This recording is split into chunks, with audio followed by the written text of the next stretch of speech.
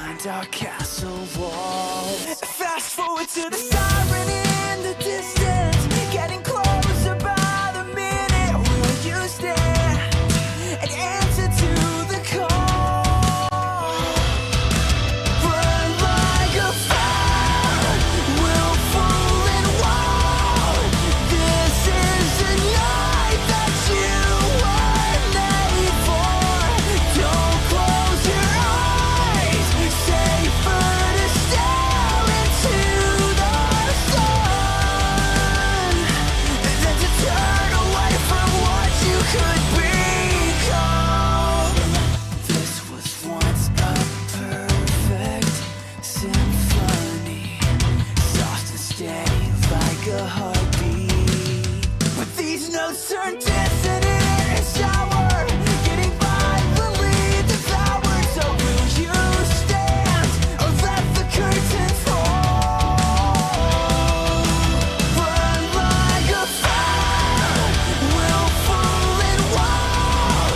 This is the night that you were made for.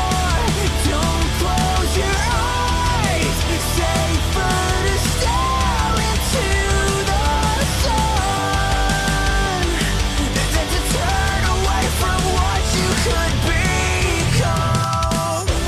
The time has come to stand and fight for what you believe, for what you believe. The dark will fall and we will rise. Like a fire, willful and wild. This is the night you were made for. Burn like a fire. This is the night that you were made for. Don't close your eyes, safer to stare into the sun than to turn away from what you could be. The time has come to stand and fight, deconstruct, reignite. Safer to stare into the sun than to turn away from what you could become.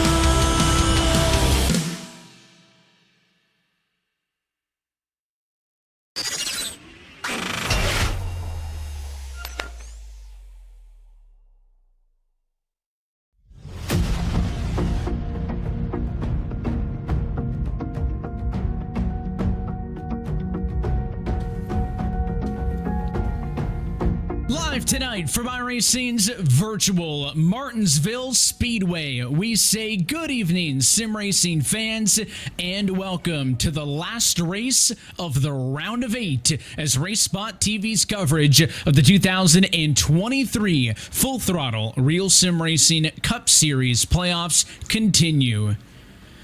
Well, the story of the last 2 months has been your defending champion, Agno Phillip, race winner of 4 of the last 6 races. That includes both races so far in the round of 8, with race wins in Las Vegas and Homestead in the month of October. So, as we welcome you into the booth alongside myself, Evan Pasoka, joined by Dylan Coyle. Dylan, that means that there are still 3 spots open into the Championship 4, which will be decided here tonight. But this goes back to the conversation we had a week ago at Homestead. Those points margins are so razor thin all the way from P2 through 8th.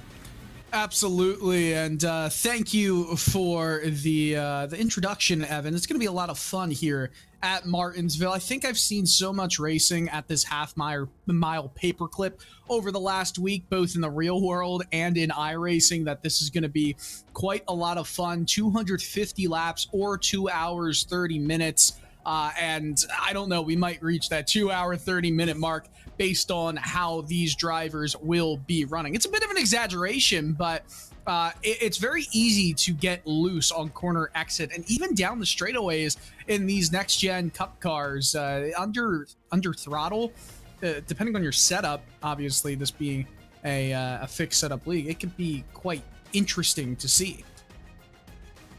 It really can be, and you mentioned, are we going to run out of time here? This Martinsville race is always where it's chaotic and messy, and that's why those tight point margins are such a big story. Again, Agno Phillip, multi-time race winner already this round. He has moved through, but even the safest of drivers in Lariah stands only at +6. Harris in by a margin of 2. Nieto in by a margin of 1, with Wetmore an opportunity to probably points his way in. It's a 1-point gap. Cato -7. Davis Johnson further on back from there. Normally, Dylan, I would say single digit means you're in the game. But the story of this round has been, once we eliminated 4 drivers in the round of 16, another 4 in the round of 12, a lot of those drivers haven't continued to fight in the points, which means the car counts have been low. Looking at 17 cars on track tonight, that means that just under half of them are playoff cars. So that means it's going to be more difficult to make up positions on each other. A good night might be a swing by only 3 or 4 points. That's what's going to make life challenging for those drivers in 6th, 7th, and 8th. Yeah, absolutely. And we've seen 17 drivers at a few races during these playoffs in 2023. Last week at Homestead, Miami, we only had 17. And the last race in the round of 12 at the Charlotte Roval, we also had 17 drivers enter into the field. So it's not unlike what these drivers have experienced so far this postseason, but it is still a bit of an annoyance if you're somebody like Grant Davis, Michael Johnson, who in any other situation, being just, you could say, 9 points down is a very easy, well, I wouldn't say easy, but it's a very doable, very manageable gap to try and fight back with. But here, there's just so few drivers and so few opportunities to gain points that those drivers, Davis, Johnson, and to a lesser extent, Ross Cato, need to get wins tonight. Is that going to happen? You have a little bit of a spoiler right now on Matt Danson, who leads the qualifying charts, but then you look at a situation with drivers like Sam Nieto, who has had an incredible stretch so far this postseason, only +1. Something about Sam, he holds the tiebreaker over everybody. His second place at Las Vegas would beat anyone else in the tiebreaker if it comes down to that, which it very well may come down to a tiebreaker. It's the best finish from this round, or whoever got the best finish first. Second place, first race in the round of 8, gets you that. The only thing better than that would be a win, and you'd be through regardless. So that's how he has kind of that trump card in terms of, I've got the tiebreak over almost anybody. It has also been a bit since we've seen a spoiler, aka a non-playoff driver, come in and win a race. Danson, the last one to do so at the Charlotte Roval after he was eliminated earlier in the postseason. So he's tentatively at the top of the board. You can see only 12 cars putting out a time so far in qualifying. That would put about the bottom 5 or so in, as Kaczynski now clocks at a time bottom 4, likely based on provisional, as the clock continues to tick down and away. And we will see really that danger zone, I'm going to refer to it. Cody Harris 3rd, Sam Nieto 4th, and Tom Wetmore 5th. 3 names, 2 spots in at the moment, separated only by 3 points in the championship. Qualifying has drawn to a close, so let's go trackside for the penultimate time of this season and take a look at your Get Wet Sports starting grid. So it is playoff drivers 2, 4, and 5 on this page as Matt Danson's on pole. Michael Lariah starts alongside on the outside of row number 1 in second. Then Ross Cato will start from 4th position with fellow playoff driver Cody Harris in P5. Brandon Fetterplace will start alongside Harris in 6th to round out row 3. Tom Wetmore, Michael Johnson, 7th and 8th. Grant Davis is going to start in 9th with Eric Papanow rounding out the top 10. Minazzi Major in 11th. Sam Nieto, 12th place. Not what he needs at all to try and win here and just point his way into the championship 4. Mike Maddox is going to be starting in 13th. We talk about Andrew Farinas. That could be an interesting driver to watch in this one. Agnell Phillip doesn't need to even be here or win. He's won twice in this round. He just wants to say, hey, be scared of me being here. Brandon Bowie and Brett Punkari round out your 17-car field. You can get, at a minimum, 20 points in this race. The maximum you can get without winning and guaranteeing yourself in is 37 points. That's second and 2 bonus points, 1 for lap, a lap led, and 1 for most laps led. I mean, that makes it so difficult for anyone to really gain anything if you're, again, a Grant Davis or a Michael Johnson here. And that's why we look at that bubble battle as the place to be, and for those drivers, maybe more than 5 points out of it to look for a win. Lights out on top of the pace car as we get set to go racing 250 laps in tonight's fixed setup race. No fast repairs available, 4 sets of tires available down onto pit road, and 100% fuel capacity for this final race on the round of 8. Again, That's Danson hot. is not in it. Yeah, 109. Woo-hoo. Track temp, maybe a little bit of cloud cover now to cool things down. Look for the playoff cars highlighted in red. Danson wants to play spoiler, and the rest of them fighting for their championship lives. Pace car down pit road. It's the 38 cars field to control as we say, let's go racing at Martinsville.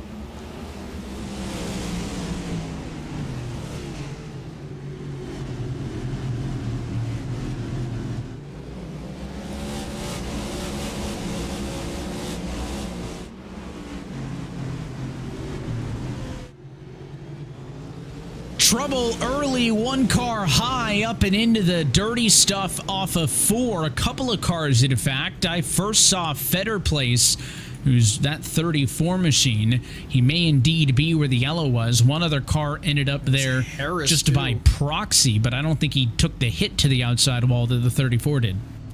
Yeah, Cody Harris, 34 came across Harris here. Let's see exactly what happened.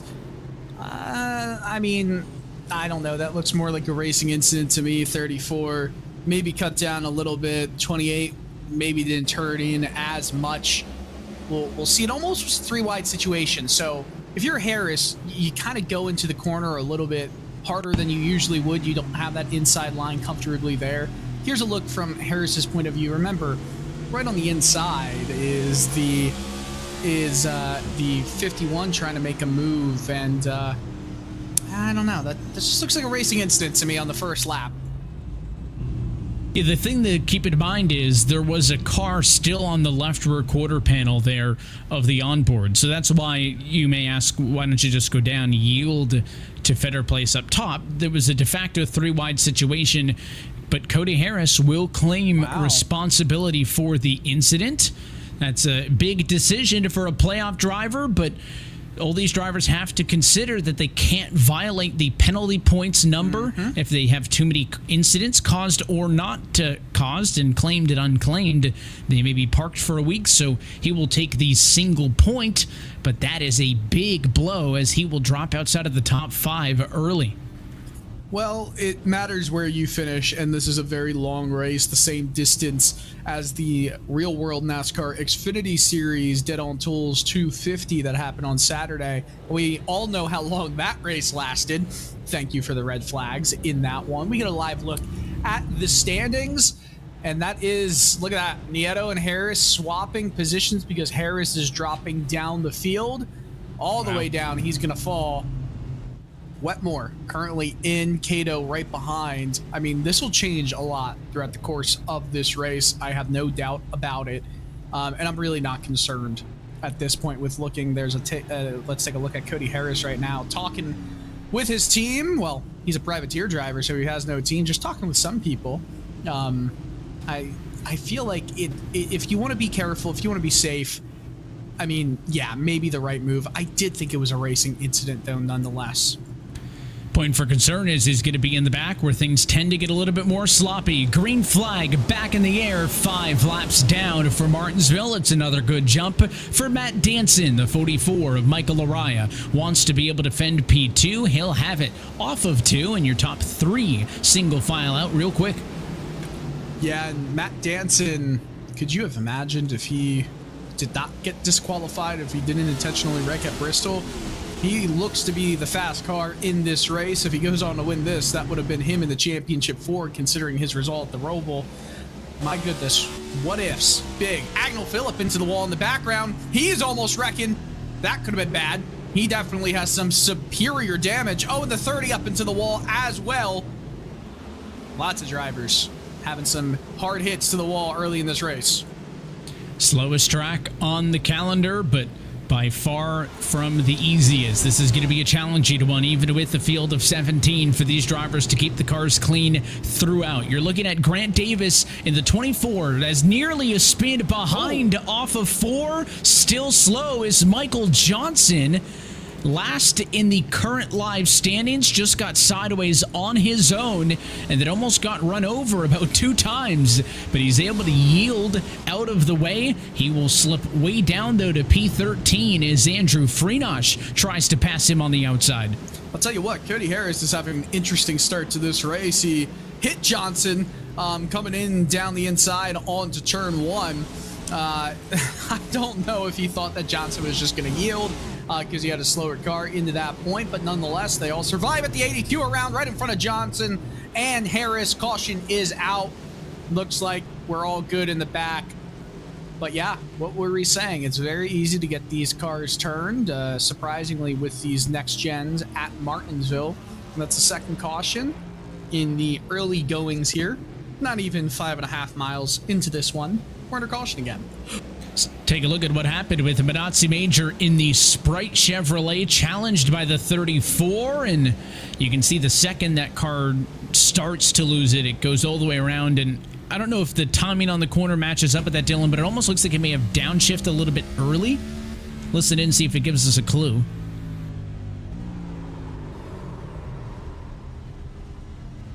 Yeah, tough to tell. It just seemed like right when he goes from 5th to 4th, if he did it a little bit too early and those revs jumped up a bit too high, he's going to start to chatter the tires, and once that happens, there's no catching it.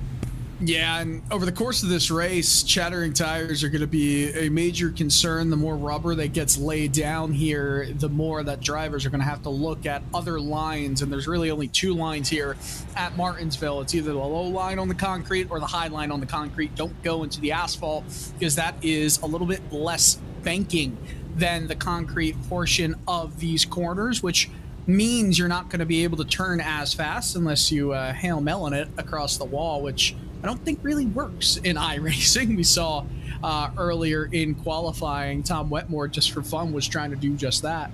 But you're going to see a lot of moving around and trying to find the right lane. Overall, though, the dominant spot will be that inside line. I just feel like it's going to be a race of attrition at this point, which could help, you know, for drivers who are looking to make up some big points deficits. Agnell Phillip, of course, you don't expect to see having issues this early in a race, but if he's having issues, anyone can have issues. Yeah, I think if the person who's won 4 of the last 6 defending champ is going to struggle here and there, then it can be anticipated you might see everybody throughout struggle just a tad. Minotzi Major does claim responsibility for the incident, so he'll receive the end of the longest line penalty. 2 yellows, 2 claimed. He will drop to the back as we continue to see what Cody Harris can do after claiming an earlier yellow. He's back up to P10, 3 points behind Sam Nieto for the final spot into the Championship 4 as those live standings stay on your right-hand side. Meanwhile, Matt Danson, 3rd time's the charm, still from the inside of row number 1 to the Geico restart zone. It's a slow roll for him. Lariah took a shot from Tom Wetmore, was going to beat the 38 to the line, had to slam the brakes to not do so, and in the end, Danson ends up clear no matter what. Tom Wetmore trying to recertify himself into 3rd position, but loses that spot to Jaron Winemaster in that number 9 machine. Side by side for the lead between Danson and Lariah. It looks like Danson's going to win this battle. Lariah got a little bit wide, and look at the 51 fighting down the inside of the 9. Might try and send it into this quarter 3 and 4. Martinsville is a short track that really races like a road course, Evan. It really is. And Wetmore right now in by 5, looking to get an additional spot. Windmaster, the second highest running of the non-playoff cars in the Extreme Performance Motorsport Chevrolet. And it's the Tube Tech 51 of Wetmore on the inside. They continue to fight side by side, 3rd and 4th. It's going to allow Danson and Lariah to pull a bit of a gap as this battle rages on. 51 finally clear through the inside, and it's going to be a twofer because the 24 at Grant Davis follows the 51 through on the inside, and Windmaster drops 2 in the blink of an eye, maybe more. Now here comes the 2 car of Sam Nieto. Yeah, and I feel like Sam Nieto is not going to, as he locks up actually those left side tires, he's not going to do anything to let the 9 just kind of idle there. He's going to do everything he can to move him out of the way, because even though it's early in this race, Nieto is aggressive and he knows it's go time. Danson has led every lap in this race so far, meaning no other playoff drivers have been able to get a point in the going here. So lots of things to keep an eye out for. Grant Davis running P4 at the moment, and look how far he still is behind in this playoff bubble. He's still 8 points out at the time being, so he's going to need a lot of things to go his way. And it was only 5 on the restart, so he lost positions off the restart, plus Sam Nieto and company pressuring and getting around Windmaster, gaining positions is why that gap ballooned. It falls back down to a gap of 7 as they run right now. As you watch the ongoing battle in the field, as that 9 of Windmaster trying to hold off right now, Brandon Fetter place.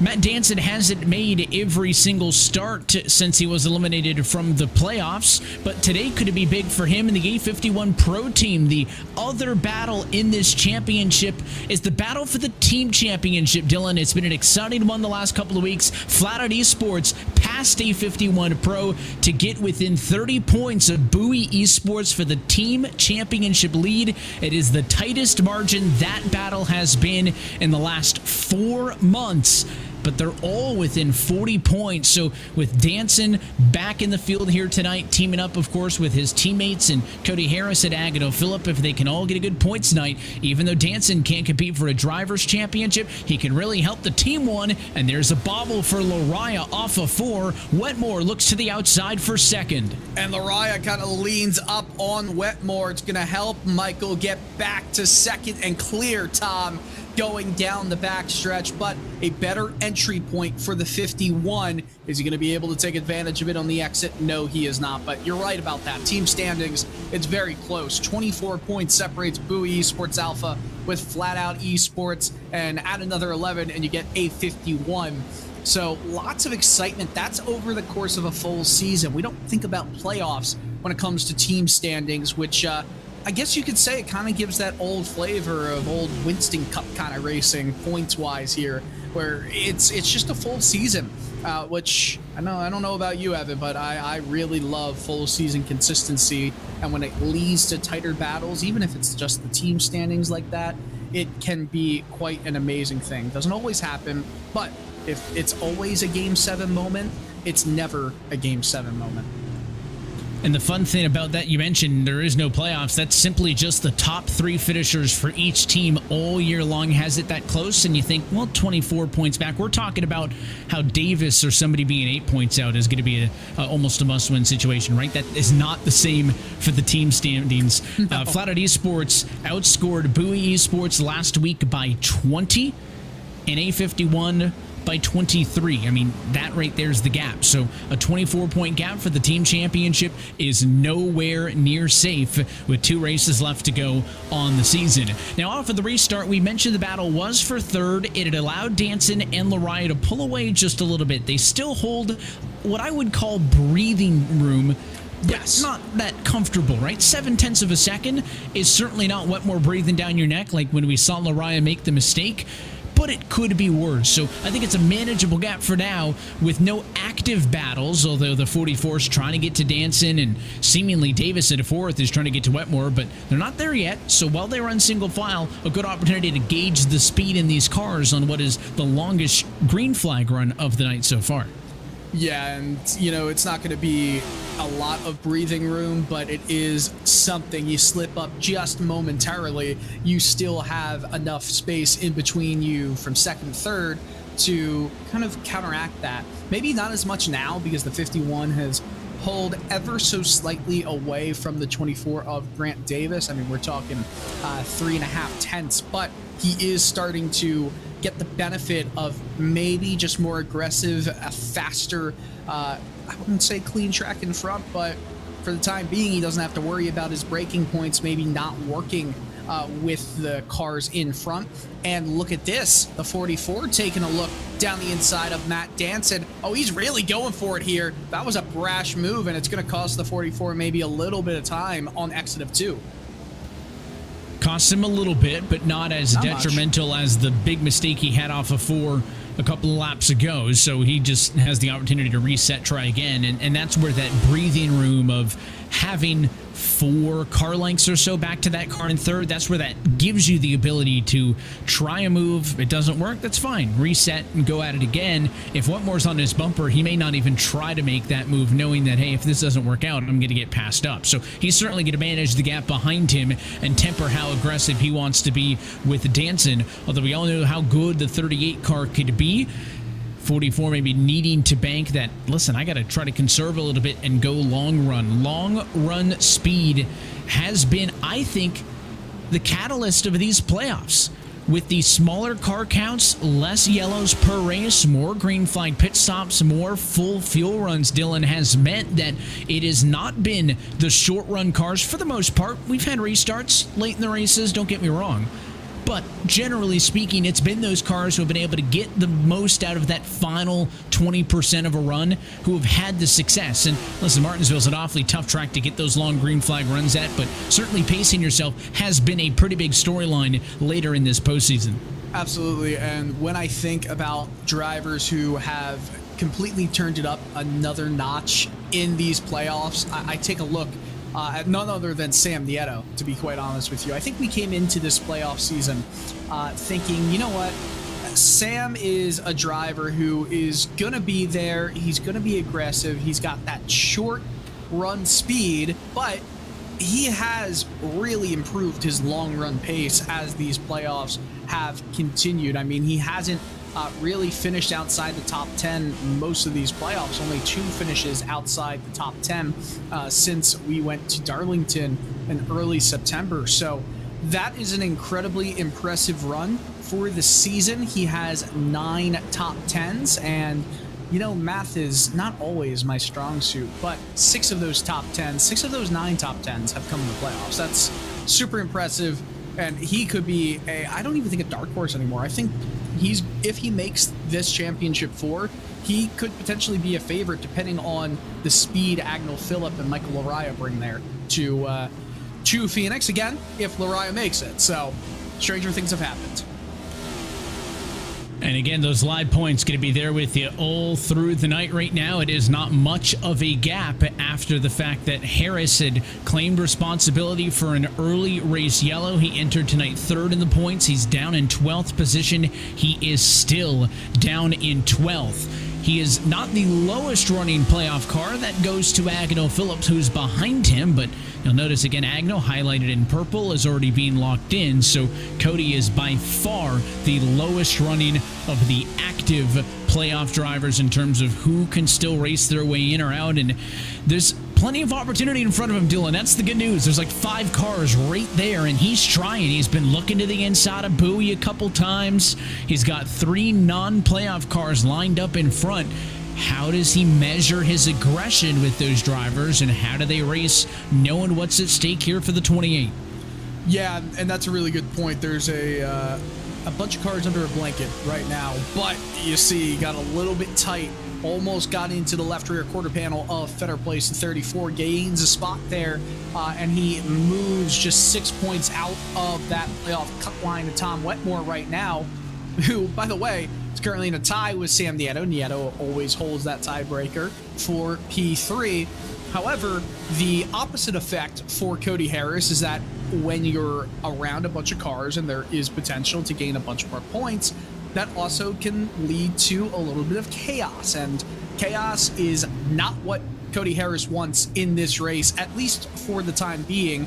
He just wants to keep running his laps and getting one driver at one point, another driver at another point. He sees two wide in front of him with Andrew Farinas and Brandon Bowie. And that helps him not reel them in, but it's not like he needs to reel them in. He's right there.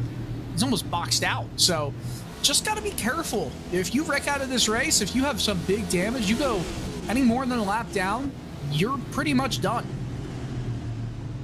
There are two cars right now, one lap down, 16th and 17th, Benazzi Major, Mike Kaczynski Major, I believe, in the lucky dog position of those two tentatively as we continue to watch Cody Harris try to fight through the field.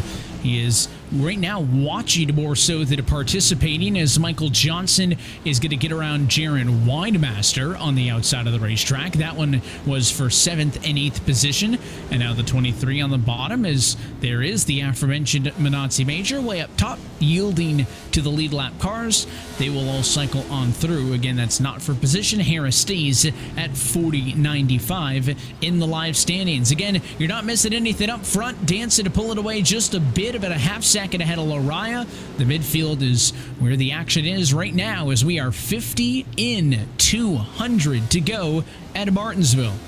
You know, we talk about the length of this race at Martinsville, but if we stay green, it's a pretty quick race. You can get around 3 laps in 1 minute of actual time there. 200 laps, 3 a minute. That's pretty much what, an hour more of racing. So we'll see if that is the case. But again, still the Hornet's Nest right here. Harris going underneath the struggling Jaron Weinmaster, who started the race in 3rd, has really quick 1 lap pace, but burned off those tires very quickly. He's dropping back. Yeah, sliding to backwards, not the direction he wants to go, and as that's a position gained, kind of for everybody in that group there, it moves Harris up to 40.96 in the live standings, with the gap back down to 5 to that tie between Nieto and Wetmore. Again, Lariah, the highest running of the playoff drivers, that certainly helps, but that 8-point bump that he had over everybody else right now in the live standings, I think it was 6 coming into tonight, means again for the 44 to not advance, he would right now need to drop outside of the top 10. Now that's not difficult to do. That's one mistake, that's one accident, but it would be a fairly bad night for the 44 if that were to happen. So again, realistically, you're looking at that battle between 3rd, 4th, and 5th, and admittedly, pretty impressed with Ross Cato.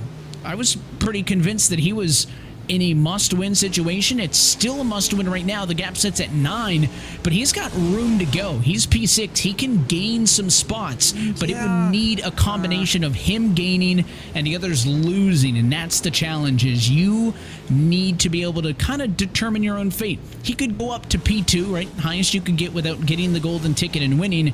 That would only get him an additional 4 points. It would get it down to 5. So he needs cars to lose positions. That's where I get uncomfortable. But it's closer than I thought it would be. I'll say that. Yeah, that's fair. I don't know if I'd agree with the closer than I thought, because Cato running in 6th and he's still losing points from where he started. He came into this race at -7. Right now, Cato is -9. So that's a rough go, sitting just outside the top 5 and still not having a fair shot at this current point in the race of making it into the next round. That's why those 2 races in the round of 8 happen, right? That's why they're so important. Finishing wherever you can, even if it's just 1 point, matters so much. And I mean, we talk about some of the issues that these playoff drivers have potentially faced in these playoffs. You look at a situation in the round of 8 for the 2 that came into this round, sitting 7th and 8th, Davis, Michael Johnson. They're still 7th and 8th. They've had 2 finishes that were, well, double digits. Grant Davis is the only driver of all the playoff drivers so far in those 2 races in the round of 8 at Vegas and Homestead to have even one finish outside the top 10. He finished 11th at Vegas, which is pretty incredible. Even with the lower car counts, you'd expect, you know, some problems to befall to a playoff driver. Pretty much every driver has just finished in the top 10. Doesn't matter. They have largely avoided mistakes, and that's pretty impressive when the margin for error is smaller than it has ever been. That's Brett Puncari yielding to some of the faster cars. He is the third driver to go one lap down, but was running ahead of Benazzi Major, so he now tentatively the lucky dog position, as Eric Papanow, 14th, becomes the last car on the lead lap. He is still almost a third of the racetrack ahead of the leaders, so no immediate threat for the 37 car to go a lap down. That's good news for him, as Harris, maybe a little bit loose that time off of 4, hasn't been gaining a ton, but he's been doing what he could. He's gotten all the way back up to P10. That's 4 positions higher than he was just a few laps off of the restart, but it was P10 where he was on the restart. So that poor start means that instead of, you know, picking up spots over these last 20, 30 laps, he's just been fighting to get back to even.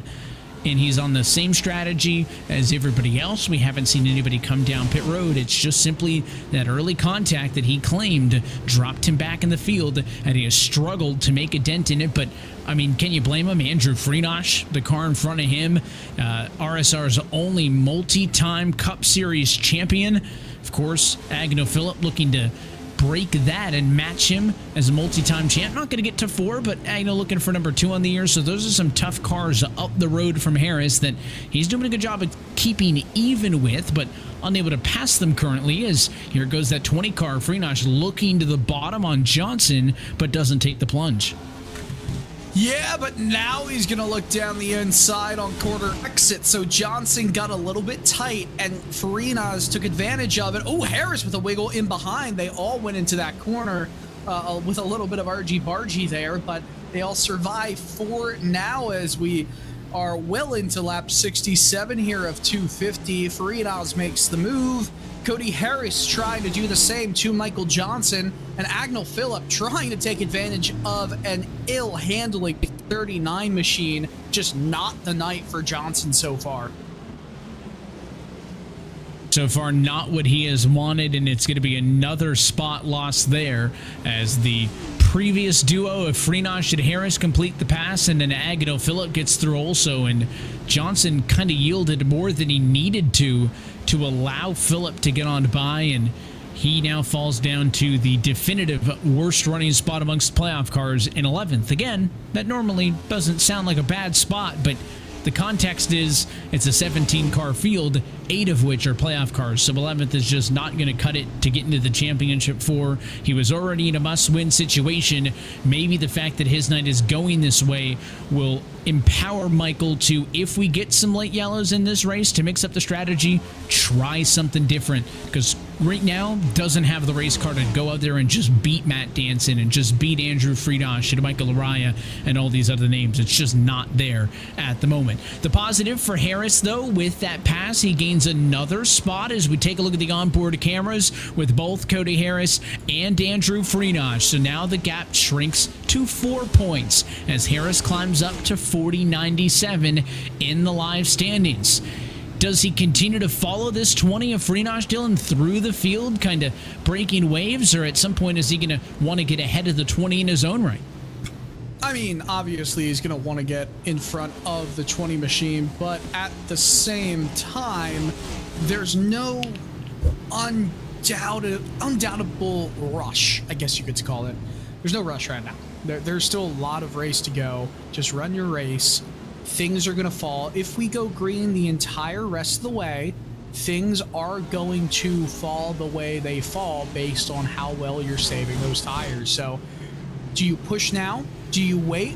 I don't know what the right move is. This race has kind of settled down somewhat, and it could potentially, you know, go into a bit of a weird part where tires start falling off and everyone's on ice, and then it gets a little bit of impatience injected into it. So who knows? I think at this point, if you're Harris, just keep doing what you're doing. It's working. you'll catch the cars in front if you're conserving tires and it stays green for a long time. However, let's also put our attention back to the lead, because Michael Laraya has absolutely caught up to Matt Danson, just one car length in between those two. And remember, this is big because whoever leads a lap gets a bonus point. With how close these races are and these playoff point situations, this just getting 1 point could be the difference between getting in and getting out of the playoffs in the Championship 4.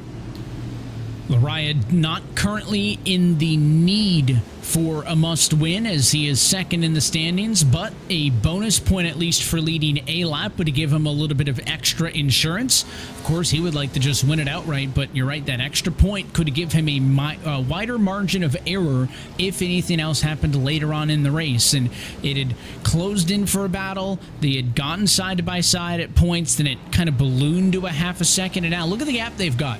It's a two-man race right now between Matt Danson and Michael Laraya and the rest of the field. 3.7 seconds ahead of Tom Wetmore, who is in the number 3 spot. So they've really pulled away, and I don't know if this is going to be, shall we say, the Chronicles of Narnia, where we're going to get 2 or 3 movies and then it's over, or if this is going to be like a Harry Potter and we're just going to continue to see these guys go at it on screen for 7-8 installments.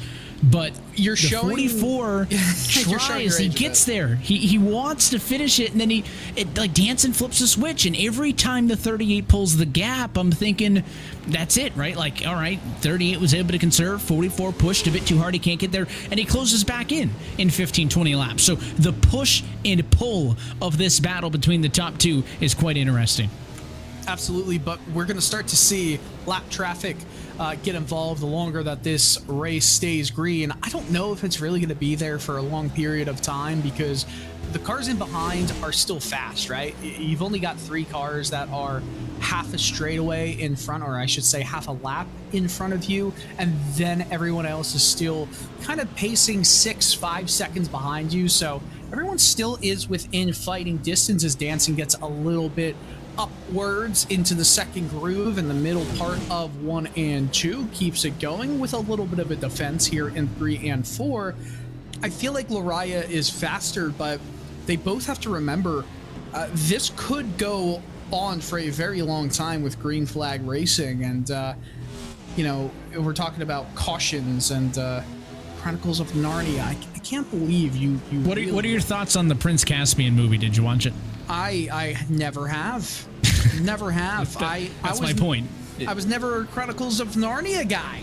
I mean, I remember. Not even the original one? Like, everybody watched the original. No, okay, probably when I was 4 or 5. I remember my mom taking me to take your children to work day, and they had it playing, and that was the only time I ever saw it. I mean, you're only a few years older than me, so you're really 2005. Showing I was just checking to confirm. Okay, I was 7. I was turning 7 in 2005. You were a little older, probably 8. Oh, okay. Never mind. I'm old too. We Our watched it in producer is a school. baby. Yeah, not a Was clue. our producer born? Yeah, he was born. Barely. Barely. Yeah, but that's my point, right? Like, no one remembers Prince Caspian, right? Because we thought first movie of Chronicles of Narnia blew up. Everybody thought it was going to be a big blockbuster, and then Prince Caspian kind of flopped, right? So is that what we're going to see in this? I mean, is this epic battle between Danson and Laraya? Are we going to get more installments? Are they continue to fight, or is it going to fizzle out at some point? Well, between Matt and Michael, I think this might be the MCU of races right now. Okay. You like that? Yeah, not as good as a 2000s reference, but yeah, let's keep it topical. That's fair. How about this? A look down the inside from Michael Laraya. He wants it now. Danson, a bit of a lead on him. He said, no more am I waiting behind you. And now the action starts to pick up side by side. This is a big send into the corner, almost aiming for the apex there. Still on corner exit. They both get good traction. Danson a little bit better, but the fight is on. It is, and Danson doing a good job of running the line he wants. He isn't forcing himself to squeeze the 44 down. He's allowing Lariah to operate, having faith that he's going to get the run off of the corner. Almost a touch on exit there, as Lariah, I think, caught a little bit of curb in, and it messed up that whole sequence for him, and Danson will clear and remain the race leader. He has led almost every single lap of this race, but checking the numbers, a lap led for Michael Araya means it is a bonus point in the pocket of the 44 car. That is big if his night goes sideways, because that is a guaranteed bonus point. So right now, not running for 35, running for 36 points as he runs P2. He'd let a lap in that instance, in that set of circumstances. I don't think he did.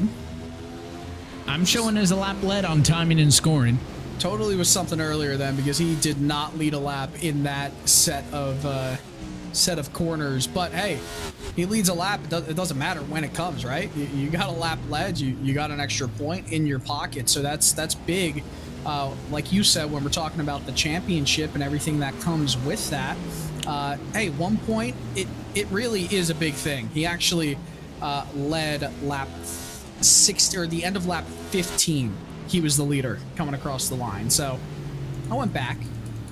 I blame you for talking for 10 minutes not that long ago about how important a lap. That's that scoring spreadsheet coming back at you, isn't it? Stop it. We don't need to talk about it. Hey, Michael, you're at 13 points to the good. I am? No, not really. Yeah, 8, 6, 13, what does Something it matter? like that. One thing that I can tell you, and it's because I'm reading it off of a screen, is the gap for the final transfer position is down to 2. Cody Harris is chipping away, and he has made a couple more passes, now up to position number 8 on the racetrack. Still unable to get ahead of Andrew Freenosh, but with Tom Wetmore falling to 4th, and with Harris going from 9th to 8th, that's a 2-point swing. So right now there are only 2 points separating 4th and 5th in the live standings. Well, that is something we'll continue to monitor as this race goes on. Wetmore, I mean, even if you finish 4th, it still might not be enough. And now with Mike Maddox being out of this race, 36 laps down in the pits, this opens up the door for even fewer points, I should say. Closes the door on points. 16 positions, 21 points is pretty much the lowest any of these playoff drivers are going to get in this race, which almost means you're going to need to see catastrophe come almost certainly now to some of the playoff drivers. And look where it might come from. Cody Harris is in the middle of a buzzing pack of cars. Ross Cato in front as well, with Davis Wetmore starting to become more of that Wetmore train, the truly train we've seen a few times in these playoffs. Wetmore is great at defending, but once someone gets past the defenses, it kind of opens up the door for everyone to start to flow through. I think Davis and Cato, though, they're struggling just as much right now. Yeah, the benefit for Wetmore is he's losing to the leaders, but not as quickly to the cars behind him, relatively speaking. I mean, they're within a second, and if he falls back to this group, that's bad, right? I mean, that's 6 spots that could be challenged. As speaking of one, Freenosh looking under the 12 of Cato for 6th. They'll go side by side. So Wetmore needs to do everything he can to not get swallowed up by this pack, because if he does, that puts him and Harris in the same pack of cars. That is not what he needs to see at this point in the race, and this is a big moment for the 28 of Harris. Freenosh trying to clear the 12 on the bottom, and if he can, will the 28 be able to turn that into an attack of his own? The 20 car is clear, but the 12 doesn't come down. There was a small opportunity for Cato to shut the door. He didn't do it. Here comes Harris to the bottom.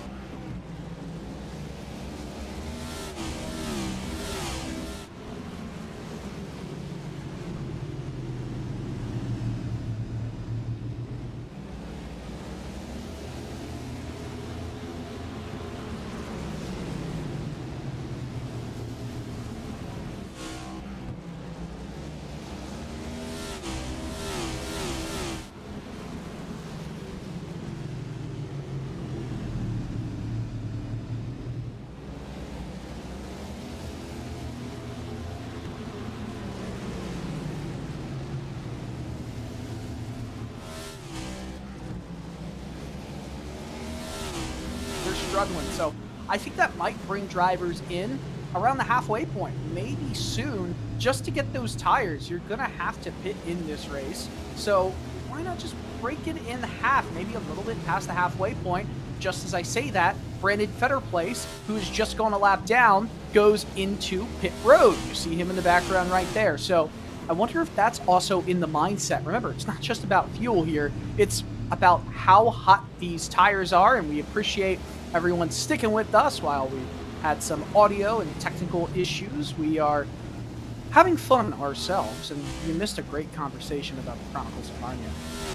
Basically, the gist was the battle between Lariah and Danson eclipsed the Chronicles of Narnia feature films. They did it once more. Third or fourth battle we saw, and as you saw on the screen, Lariah finally got it. That doesn't change much in the championship picture because he was already running tentatively in second position. The big change has been, if you've been watching those live standings, is Harris is now in and out is Wetmore. Harris has climbed all the way to P6. Wetmore has slid all the way to P5. Here they are battling on screen now, and as they run currently, Harris 1 point to the good over Wetmore, seemingly with the speed that they've had as of late, soon to be 2 points good. If he can make the pass on the pit, it would be a 2-point swing, so 3 points good if he can get the pass done. But again, if I'm Wetmore, man, I'm not just worried about Harris because Davis is there, Phillip is there, Bowie is there.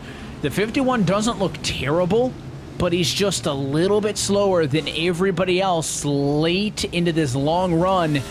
And it is a tough spot to be in because there's no real remedy in sight until they all come down pit road for pit cycles. Yeah, for sure. And I feel like this is where the strategy and differences in strategy might come into play. I don't know if everyone's going to have that same mindset where it's, let's cut it in half. Let's go halfway through this run. We've reached the halfway point in this race now. Does anyone risk going in and going maybe 2 laps down if a caution came out? If you go 2 laps down, you can't take the wave around to get back in the lead lap. Harris takes a look. Wetmore's turned! Caution's out! You speak of the devil, and it comes out to play. And this is big, not only because it was contact between 2 of the playoff cars, but again, Cody Harris has already claimed responsibility for an incident, so what does he do now if he feels like he was at fault? In terms of, does he claim another one because the penalties change for how many times you're involved? Let's take a look at the replay. The 28 objectively better race car, and as they go down the back straightaway, he wasn't really there.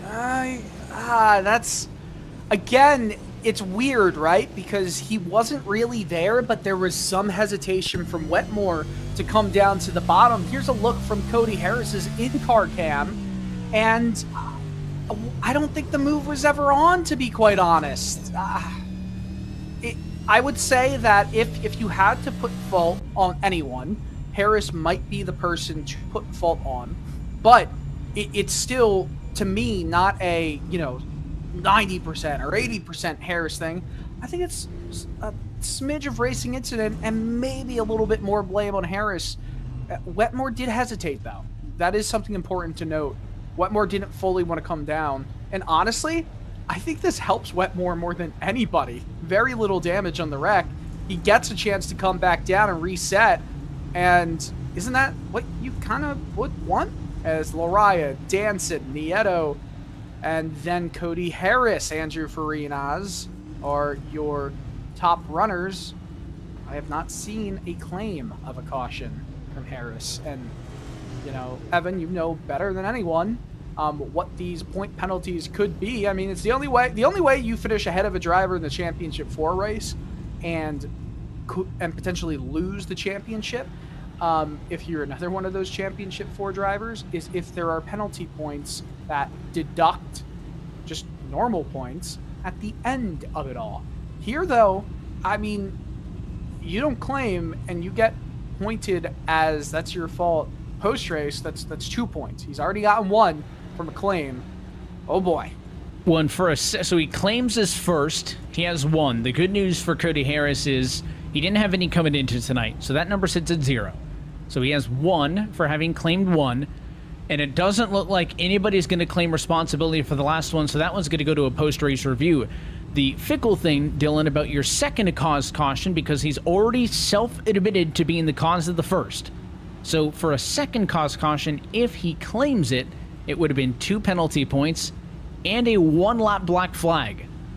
However, if you don't claim it and you're given it post-race, it is 4 additional penalty points, meaning that if the 44, or not if 44, but if we see potentially at fault in a post-race review for this, the 20 to Cody Harris, he'd be sitting at 5, and that is 1 away from a suspension, meaning he's got to drive on ice here tonight. Again, that's all hypothetical because that would be reviewed post-race. It would not be enough to disqualify him for the championship 4, but it would mean, Dylan, that any cause incident at Phoenix would disqualify him from the Phoenix race results, because even a single incident claimed 1 point would get him to the number of 6 for a suspension. So he's playing with fire by not claiming that second one and accepting a 1-lap penalty. Oh boy, that's harsh moments right there. He's going to hope that our look at the end is no fault on his own as we get back to green flag racing. He took a bit of front-end damage there as Danson in the 44 Lariah were playing the restart game just a little bit, and it's going to cost Harris a couple of positions as the battle for the lead continues. Harris falls all the way to 5th, maybe worse, and up front, Lariah inside to clear the 38 of Danson. If Michael Lariah were to lead every single lap of this race to the end, he would score an extra bonus point, but that would almost certainly mean requiring to win this race, so not a playoff decider for him, but he gets out in front with an opportunity to put his mark on this race. Meanwhile, Harris, 3-point safe on Wetmore. Harris currently runs in P5. Wetmore, though, right to his bumper in 7th position, so the 51 car maybe trying to take advantage of this yellow, to your point, get the fresh tires. He was clearly on the disadvantage on the long run. He wants to swing things back in his favor. Yeah, a little bit, and I believe Danson has 115 laps led, give or take. So Lariah's got a long way to go before he could potentially get most laps led. He probably needs to lead another 100 laps here, and we've got 115 to go. If he does that, he just needs to finish 6th to get into the championship 4 if he does not end up winning the whole thing. Right now, he can finish as far back as 5th, and no matter what anybody else does, he would be in. That is all that is required. It is a clear objective to try to take care of your own destiny and not really worry about where everybody else has been. Something lost in all of this, Michael Johnson, playoff driver, a lap down in 12th position. He's hoping for a quick yellow to get a lucky dog to get back on the lead lap because he is a must-win driver. Good news for him is he is the lucky dog spot right now, tentatively running ahead of Feder Place, who's directly behind him, and then Papanow, who's about a half a corner behind him. So Michael Johnson needs a lucky dog if he wants to get back onto the lead lap and try to win this race and walk himself off in this round of 8 finale to get to Phoenix. Yeah, and that would be a wild way to get yourself into Phoenix. Talk about Michael Johnson being a lap down. It's not just that he's a lap down and it's unfortunate, but he just hasn't had the speed tonight. He hasn't looked fast. And we are used to seeing Michael Johnson a little bit faster than he has shown in this round of 8. Frankly, it hasn't been the weirdest of tracks. It's probably the tamer of the 3 rounds of 3 races that we've been to in terms of track type. It just has not gone his way. It's unfortunate. Pretty much needs to win this race. No one else can get the most laps led bonus point except for Lariah and Danson. So that takes away a chance for a driver like, for example, Cody Harris getting in with a 2nd place plus maximum bonus points. Pretty much at this point, everybody except for Lariah does not control their own destiny. I mean, you do. You gotta win. Sure. Hey, Brett. There's a good look on board with Brett Pancari, who is making his final start of the season. unable to compete next week in the Phoenix finale, and he's got the Gravedigger colors on his Peugeot. It's not a Ford, it's a Peugeot. Just ignore the Mustang taillights on the back end. And he's got his Halloween costume on as well, so Brett is in the full spirit for this Halloween Eve RealSimRacing night. I saw this this TikTok that was, you know, sports producers and broadcasters showing or going to commercial on Halloween Monday Night Football or something like that. It's just slow motion, guys in costumes. And, you know, Halloween's out tonight. It was amazing. I would love to have a slow motion version of that. Our producer Josh Lee, let's get on that, buddy. It's pronto.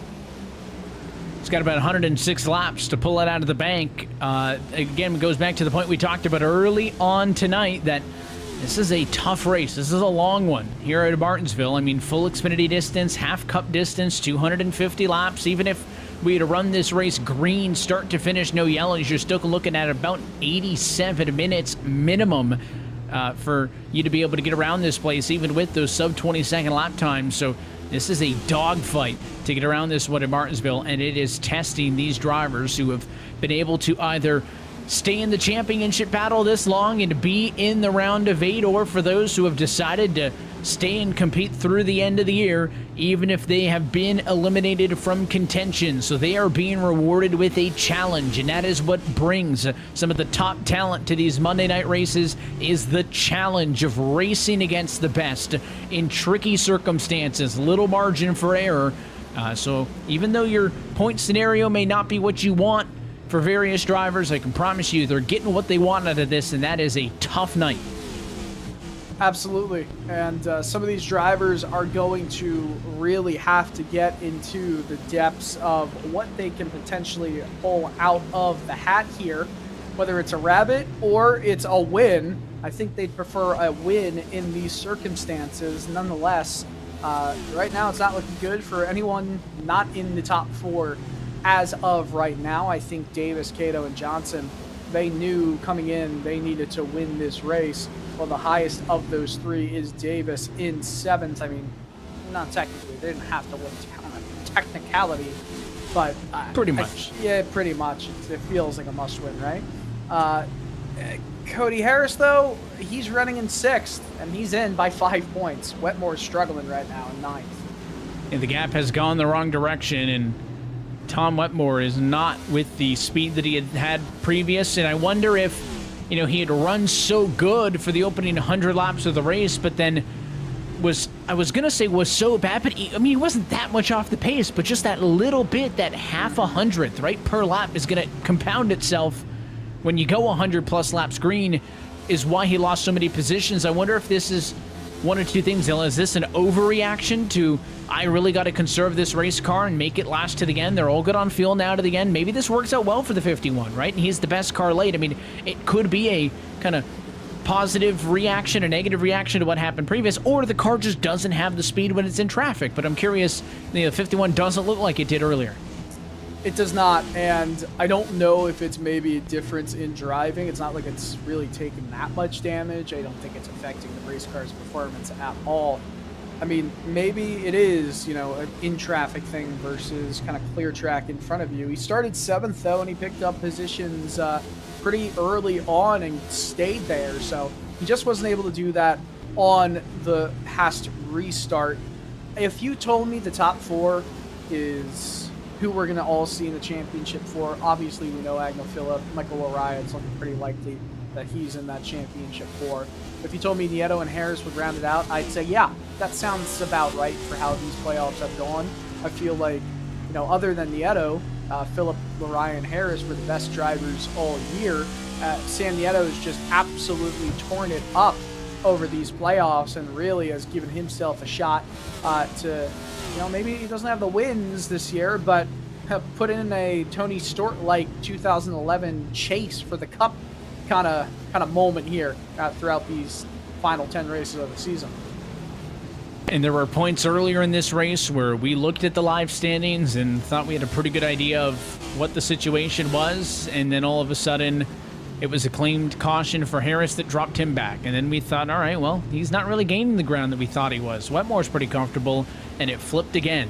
So it's easy to feel now inside of 100 laps to go that things have slowed, and they may be where they may end, but we are far from that point. And again, with Nieto running third on track right now, he's only 2 up from Harris. So Harris being the bubble, if Wetmore picks up at all, it doesn't necessarily need to be Harris who drops. It could be Nieto, right? I mean, both of those drivers not in the best of places in terms of points. Again, 7 up, 5 up, that's comfortable for now, but just for Wetmore's sake, there's 2 drivers that he can look at for opportunity instead of just 1. Yeah, for sure. And, you know, I feel like as this continues to move on, you're going to have a little bit more of a shakeup. Drivers are going to be caught kind of in between wanting to save or wanting to go for it at different parts, different points in this race. At this point, though, you can make it on fuel. You're not going to come down pit road whatsoever unless there's a caution that comes out at a unique point in time. I just don't know if it stays green the rest of the way. You kind of saw it on Sunday in the NASCAR Cup Series, how it was and how it is. It could come down maybe a little bit, but where these drivers are currently running, it looks like it's about where we're going to see them stay. And if that's the case, top 4 is your top 4. Will we see that change, or will it hold strong? The battle for the race lead not there either on this run like we saw in the last one. Lariah was able to maintain the lead through the pit cycle. He was better than Danson on pit road. He was better than Danson in the box. He was able to lead off pit road and shake off the fight from the 38 car.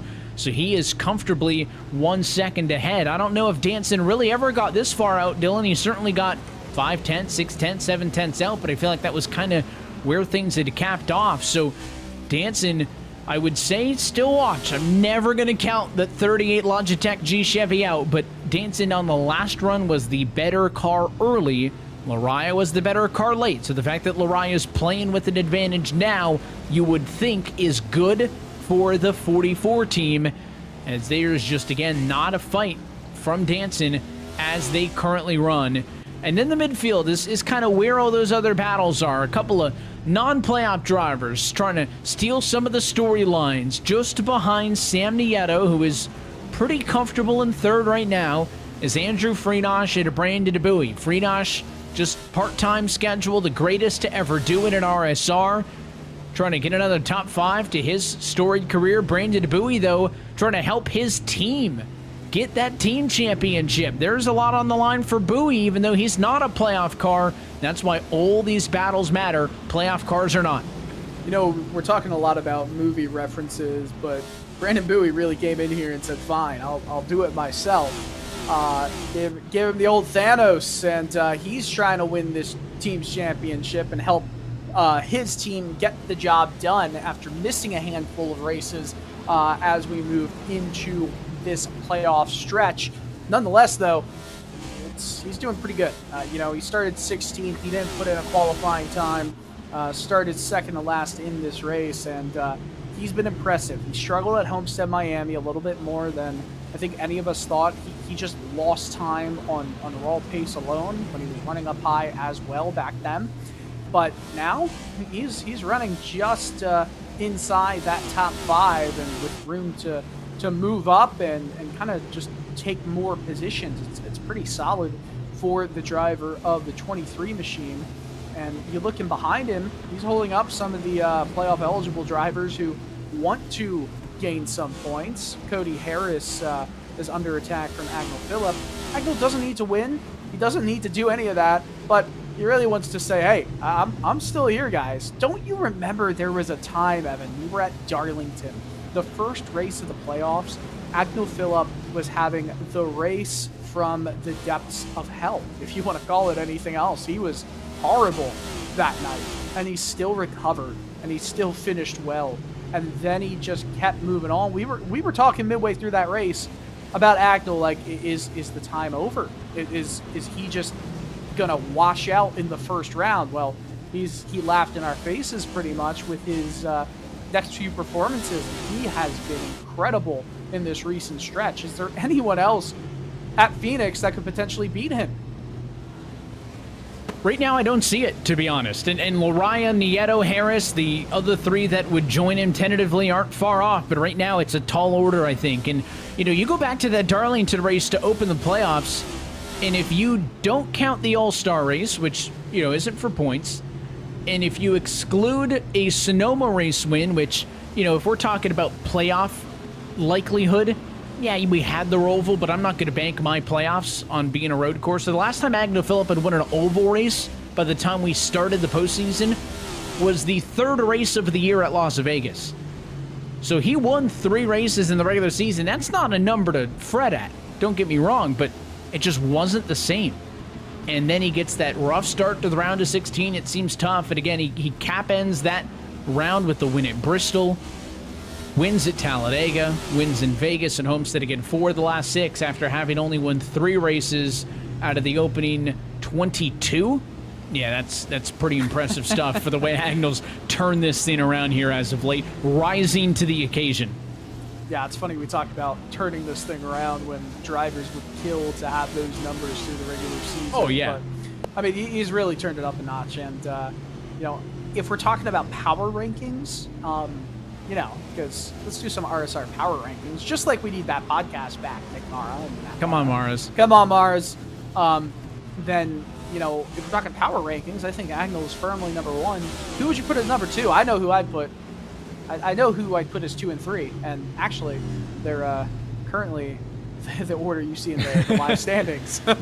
Real hot take from Dylan Coyle here, looking at first, second, and third in the standings and saying, you know what, here's my take. They're first, second, and third in the power rankings. All right, shut it. Shut it.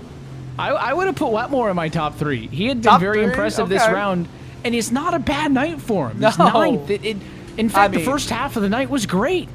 I mean, it's just right now it's not going well. Yeah, the margins are so thin that things can change that quick, and I just think it's tough to bet against Agnell with how he has been the last couple of races. And another storyline for Agnell we've been following, Dylan, is some of the connection issues he's had.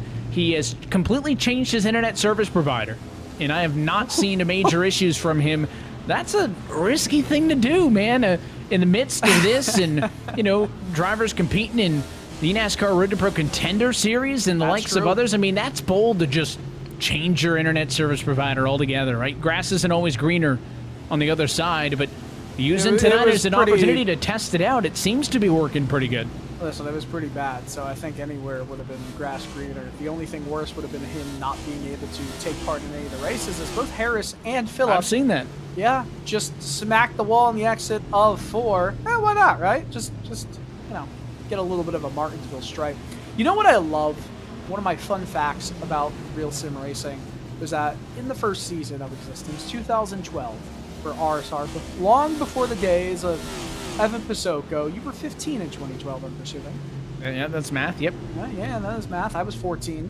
So we were not running or commentating RSR leagues or iRacing leagues as successful as RSR has been, one of the longest tenured leagues in iRacing, as Phillip and Harris both smacked the wall again for old time's sake. The first ever race at Martinsville in RealSimRacing competition, you know who it was won by? Landon Huffman. And he's gone on to have some success here or there. Here or there, you know, pretty well known. Won the championship in 2012 as well, yeah. Yeah, not a big deal, and you know what? Drives a real car every once in a while. I hear. Sometimes late models. You know the whole deal. Big money races. Yeah, the second race, the first ever fall race at Martinsville in RSR competition. You know who won that one? Why don't you tell everybody? Oh, I will. How about the? I read your post in Discord, but I'm gonna let you have your moment. I appreciate you letting me have my moment. The current driver of the big machine, 48 machine. Chevy Camaro in the NASCAR Xfinity Series, Parker Kligerman won that race. That's unbelievable. A lot of fun facts to pull out of, you know, old sim racing. 2010, you got Dale Earnhardt Jr. and, you know, Josh Berry and those names competing in what's now the Coke Series, and Landon Huffman, Parker Kligerman on Full Throttle Cup Monday nights. There's a lot of history, Dylan, and you were almost wrong, but you were correct. I did not commentate RealSimRacing in 2012, but I did in 2013. 2013. You were, Yeah. Wow. Yeah. Old. I really hope you dig up the archives for that one. Oh, it's out there somewhere. I mean, in fairness, in 2014, I was doing some race department broadcast with Lorenzo Bonder, fellow RaceSpotTV Yeah. broadcaster of some MX-5 cars and another sim out there in the world, and that was Squeaky Dylan, you know?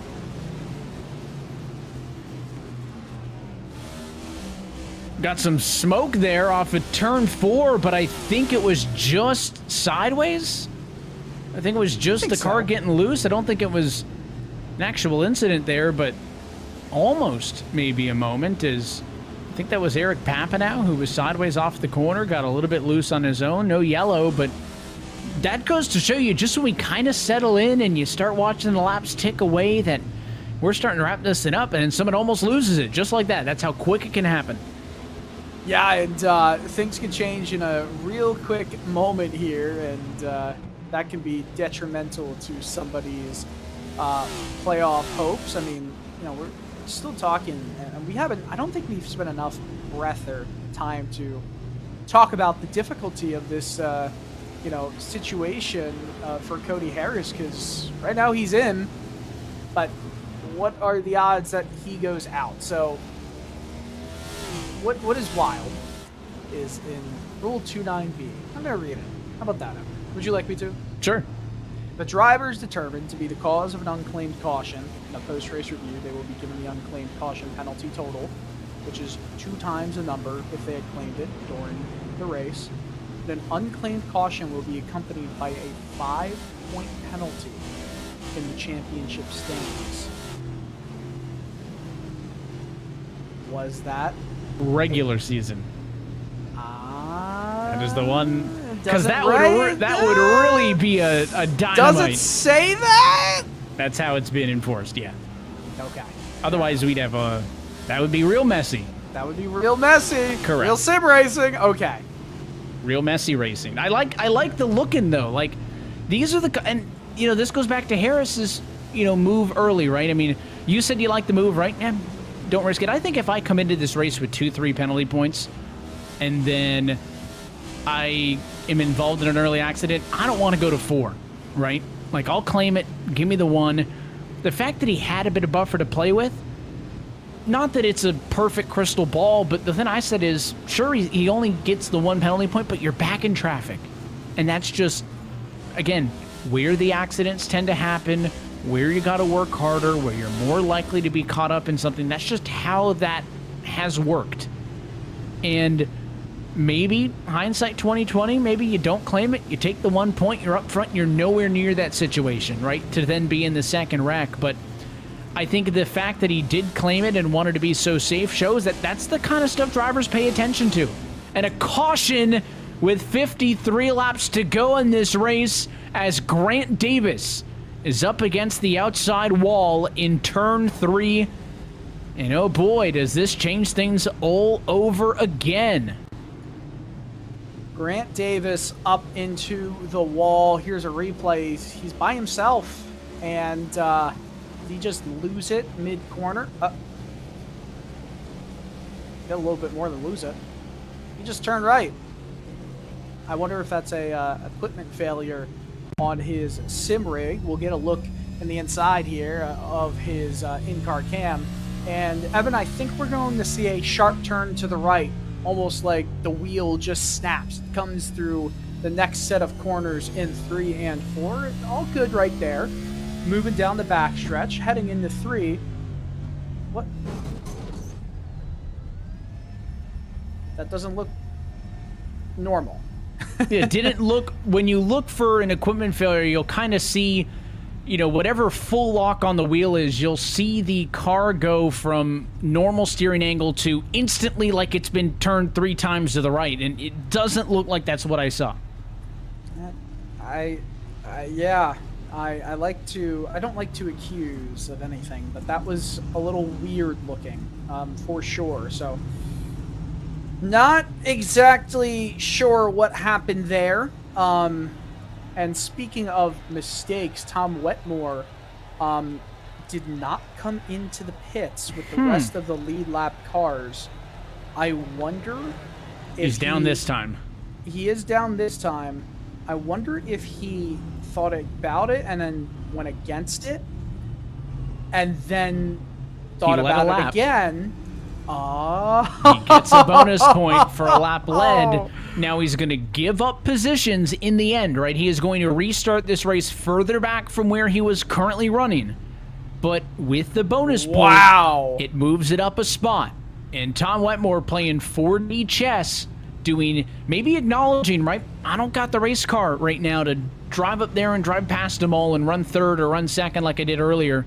I need some help. And he will decide to lose spots in the end here to get an instant bonus point by leading a lap.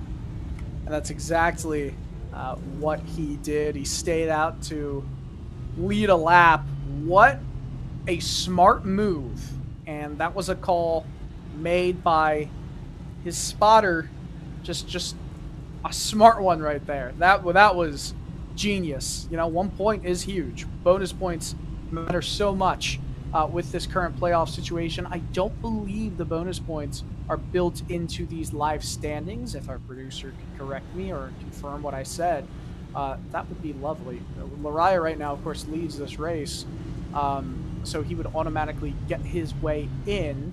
No matter what, Wetmore has got that point. No matter where he finishes for the rest of this race, he has that one bonus point. I mean, that's massive. Without, you know, predicting the rest of this race and where everyone falls, and let's not look at the live standings.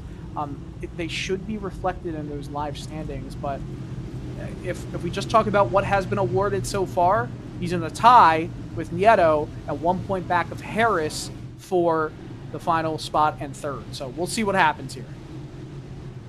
Could be the final time tonight. We say green flag back in the air with 47 laps to go at Martinsville. Michael Lariah, control car, clear of Danson in the race for the lead off of turn 2. Danson settles in second. Agnell Phillip third. Cato clear for the number 4 spot. They'll be side by side, fifth on back. You want RG Bargy? I think we're about to get a lot of RG Bargy. Grant Davis is out of the playoffs now. It's Michael Johnson back onto the lead lap as well. 7 cars, 6 of them still need to try and make it. Phillips in, but 6 drivers trying to go for 2 spots at the end of it. Well, I guess you could say 3 spots at the end of it here. Unbelievable. Everything rides in the balance as only 4 names can advance to fight for the Full Throttle Cup Championship next Monday at the virtual Phoenix Raceway. Most of the field single files out off of the restart. The first and maybe only side by side back there about 9th is with Tom Wetmore. He's the one who stayed out, got a bonus point for leading a lap, then came down and pitted to give up track position, but to get the bonus point, he's able to clear Andrew Freenosh for 9th. Freenosh stays 10th. He needs more though. Wetmore, Winemaster! Winemaster spins. It's contact with Wetmore. The yellow comes out and is the 51. Gonna walk away with damage after that. So the 51 might have a little bit of front damage, but there was absolutely nothing that Tom could do in that situation. Winemaster lost it on exit, tried to save it, but Wetmore was on his outside and just turned, and there was nothing he could do. Watch this. Winemaster is losing it. Wetmore's trying to go to that hole up top. There's just not much you can do. It's unfortunate, but I don't know if that's a good thing. Again, like, these cautions, where they've fallen, might be good for Wetmore, but I'm not sure. We still got to keep seeing it. Here's a view from Jaren's angle, and wasn't the best of moments there. Well, and early in a race, I think even in a different race, Dylan, you see a guy in front of you get loose like that, you probably cut him a break. Off. But Tom Wetmore held his line to the top side of the racetrack, seeing that the 9 was in trouble and trying to take advantage of that to get another position. and it just didn't give the 9 enough time to kind of fully recoup it. He was still kind of wandering all over the road and eventually comes up and pinches the 51 car, and the 9 goes around. It doesn't look like Wetmore gets any damage really from that one on the front of the race car. But again, that's how quickly things can happen, and it's a tough break. It's a tough situation for both those drivers to be put in. It certainly is. And lost in all that was Matt Danson losing second place to Sam Nieto. I mean, that's pretty big. Nieto knows his situation on the bubble is still not secured. Lariah can finish 5th, and honestly, even potentially now 6th. He's closing in on most laps led in this race, and if he gets that, he can finish in 6th. Right now, it's 5th. Gets him in, so he doesn't have to win this race, but I don't think he's going to just just let Nieto walk over him and move ahead. You know what I mean? Well, and right now he needs to lead 22 more laps to tie Danson, 23 to have led more than him. There's 39 left on the board, so it's doable.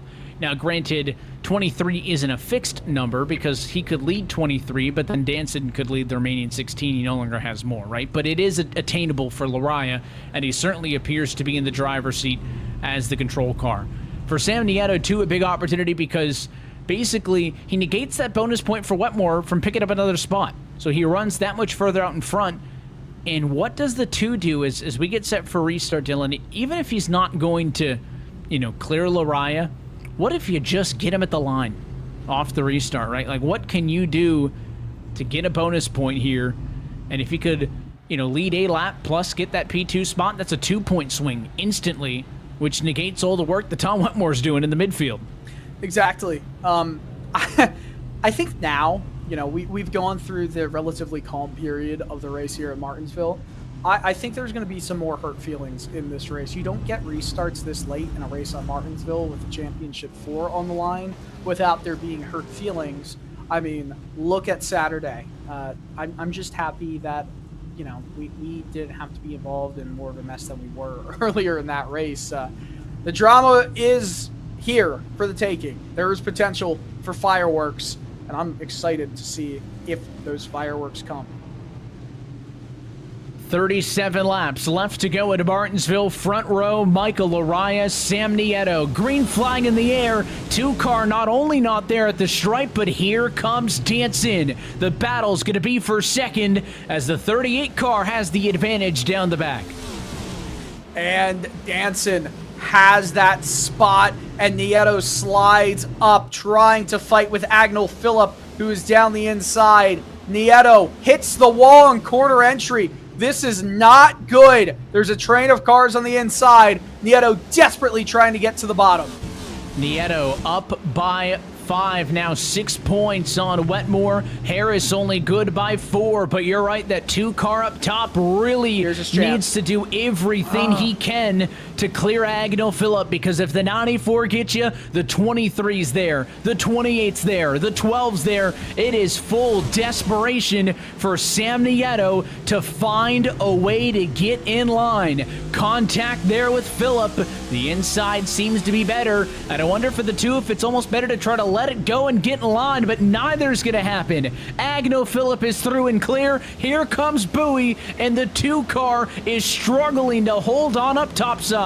Oh yeah, the inside line, it's dominant at this point in the race. Everyone trying to get through. I think now Nieto gets to the bottom. He makes sure of it. He's going to get into the back of Bowie just a little bit.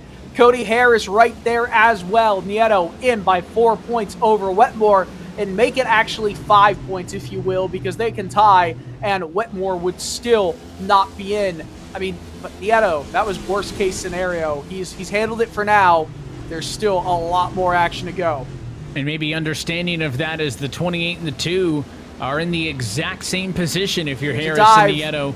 There's the big look for the 20 car. Andrew Freenosh has not been shy, and he has been the spearhead for the 51 car. Wetmore is just kind of locked into the 20 in the second half of this race, and where Andrew goes, he goes, and who Andrew passes, he passes.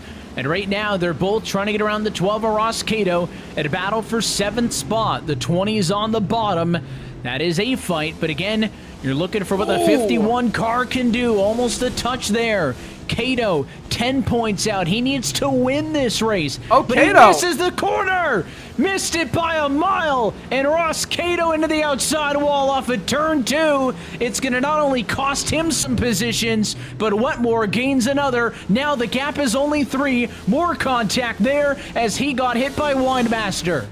It almost looked like Cato just, I mean, he had that car turned to the left. That wheel was turned to the left the entire way, and just he couldn't get the car turned. It was just over for him at that point. Such a shame. He's back in 10th.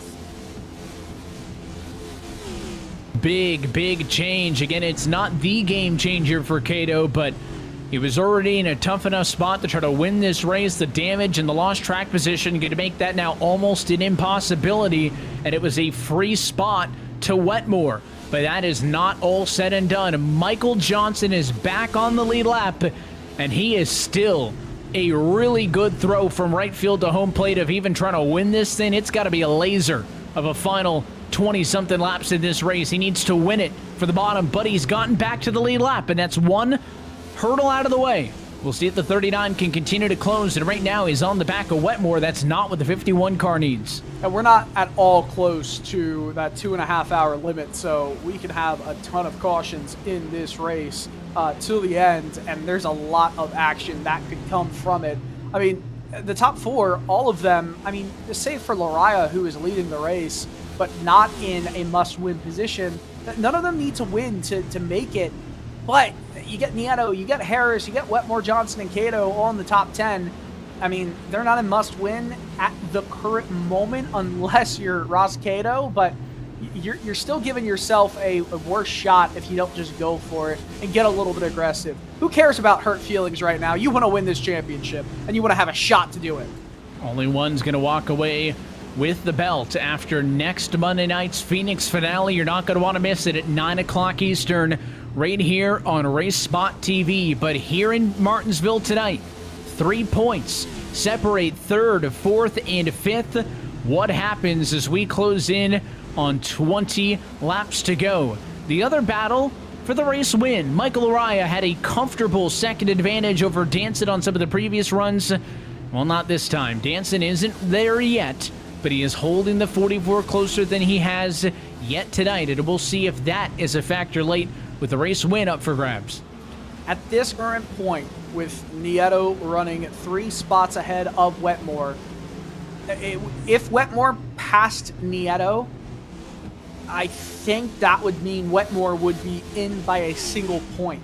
But there are 2 cars in between them, and Wetmore is not as close to the 20 as he wants to be. He's starting to fall back from that battle with Nieto, Harris, and Farinas with just 21 coming to 20 laps to go here. We've had so many times tonight where there's been kind of a false pause, right? A lull where we think, all right, maybe this is it. And you have to think, is this another one of those false pauses, or is this where the cards will fall at the end of this race? 19 laps to go. No immediate battles on the racetrack as everybody is single file. Tom Wetmore, to your point, Dylan, doesn't need to just get even with Harris and Nieto. He has to best them when it comes to tie breaks. So he needs not only 3, but 4. And that's not necessarily 4 positions gained. It could be 2 gained and 2 lost for somebody else. It could be 1 gained and 3 lost, right? Any combination, though, of a 4-position swing he needs to happen. Yeah, absolutely. And there's not enough time for anything, any mistakes to kind of be forgiven at this point. Nieto is under attack right now from Harris and Farinas. He just has to keep his mind strong. He's got to be calm. He's got to be sound. I know he's an aggressive driver. He's an emotional driver. He cannot let his emotions get the better of him in these closing stages. And here's the other thing. Harris and Farinas, who are about to go side by side, both of them can pass Nieto, and Nieto is still okay for now. In the 2 car ahead of them, I'm sure he would like to see Farinas fight with Cody Harris. Harris can afford to give up the 1, and it would give a little bit more insurance to the 2 if they fight with each other, as opposed to a quick pass from the 20, allowing him to get further up the road. But You know, every time we've looked, like I've said, Freenosh makes a pass, Wetmore makes a pass. This would be a very different game if Tom Wetmore was on the bumper of the 20, Dylan, but he just isn't this time. He's been there all night, but he isn't anymore. He made a mistake off of turn 2, and now Wetmore is under fire. Michael Johnson underneath the 39 and the 51. Gonna battle for P8. Tom Wetmore needs to go forwards if he wants to advance to the championship 4. Instead, he's going the wrong way. He is absolutely going the wrong way right now, and you know, the bell hasn't rung yet, but it's certainly starting to. Wetmore, he's had a great run. He needs a caution or a big mistake from Sam Nieto in front to give himself a shot at this championship 4. All he hopes for is a shot. Everybody wants an opportunity to fight for the championship. Some may say I'd rather get knocked out in the round of 16 than to be this close in the round of 8, not make the margin. However, their fate not yet set in stone. Still, now with 11 laps to go, what happens before this round of 8 comes to an end? We saw Kato challenge Wetmore. Again, Kato in a must-win situation. He needs the yellow. He needs some sort of strategy to give him a chance. It is total desperation for all 3 of these cars that you're looking at right there. Because right now, Kato, he's out. Wetmore, he's out. Ahead of them, Johnson, he's out. None of them good enough at this moment. Davis not a factor out of the race after his accident. This is an extremely difficult situation. I feel like if a caution came out now, at this point, I think strategy, I don't know what you do. I think you stay out, but why not roll the dice a little bit? If cars in front go into the pits, if you're Johnson, Wetmore, Kato, you stay out. You don't care if you've got older tires. You're going to hope that people make mistakes behind you and struggle, and just chaos ensues. That's what you want to do. You want to generate some chaos right now. But with Farinas and Harris being the only side-by-side battle at the moment, I don't feel like those two are going to generate enough chaos themselves, as Farinas gets the move done on Harris, which does help Wetmore a little bit. But again, Wetmore's got to make up some spots right now. There's no question he is watching the playoffs slip from his grasp. There's only 6 to go as Loraj comes to the line to make that the case. And with that pass by Freenosh on Harris, Harris does slip down to 40.99, the gap down to 3. But even that bonus point from Wetmore unable to save him from the P9 that he is stuck in. If he was still in third, where he spent much of this race in the first half, he'd be in. But it was the second half struggles that have put the 51 of Tom Wetmore behind the 8 ball, and again, just needs something to mix it up, because it is not going to happen as they run currently. Danson still doing a good job of keeping with Michael Araya, who maybe lost in all of this because the points for first would be enough to get the job done. It's not a must win, but maybe a statement win for Michael Araya, who has been here for so many years now and has quickly become a veteran in the Sim Speed Shop Chevrolet, to walk off the round of 8, win the race, to advance to the championship 4, make a statement in his own right, to kind of strike back on all of the Agnew Phillip talk as of late. Couple laps away from a big moment for the 44 car. I mean, we talk about Michael Araya and his growing legacy with RealSimRacing.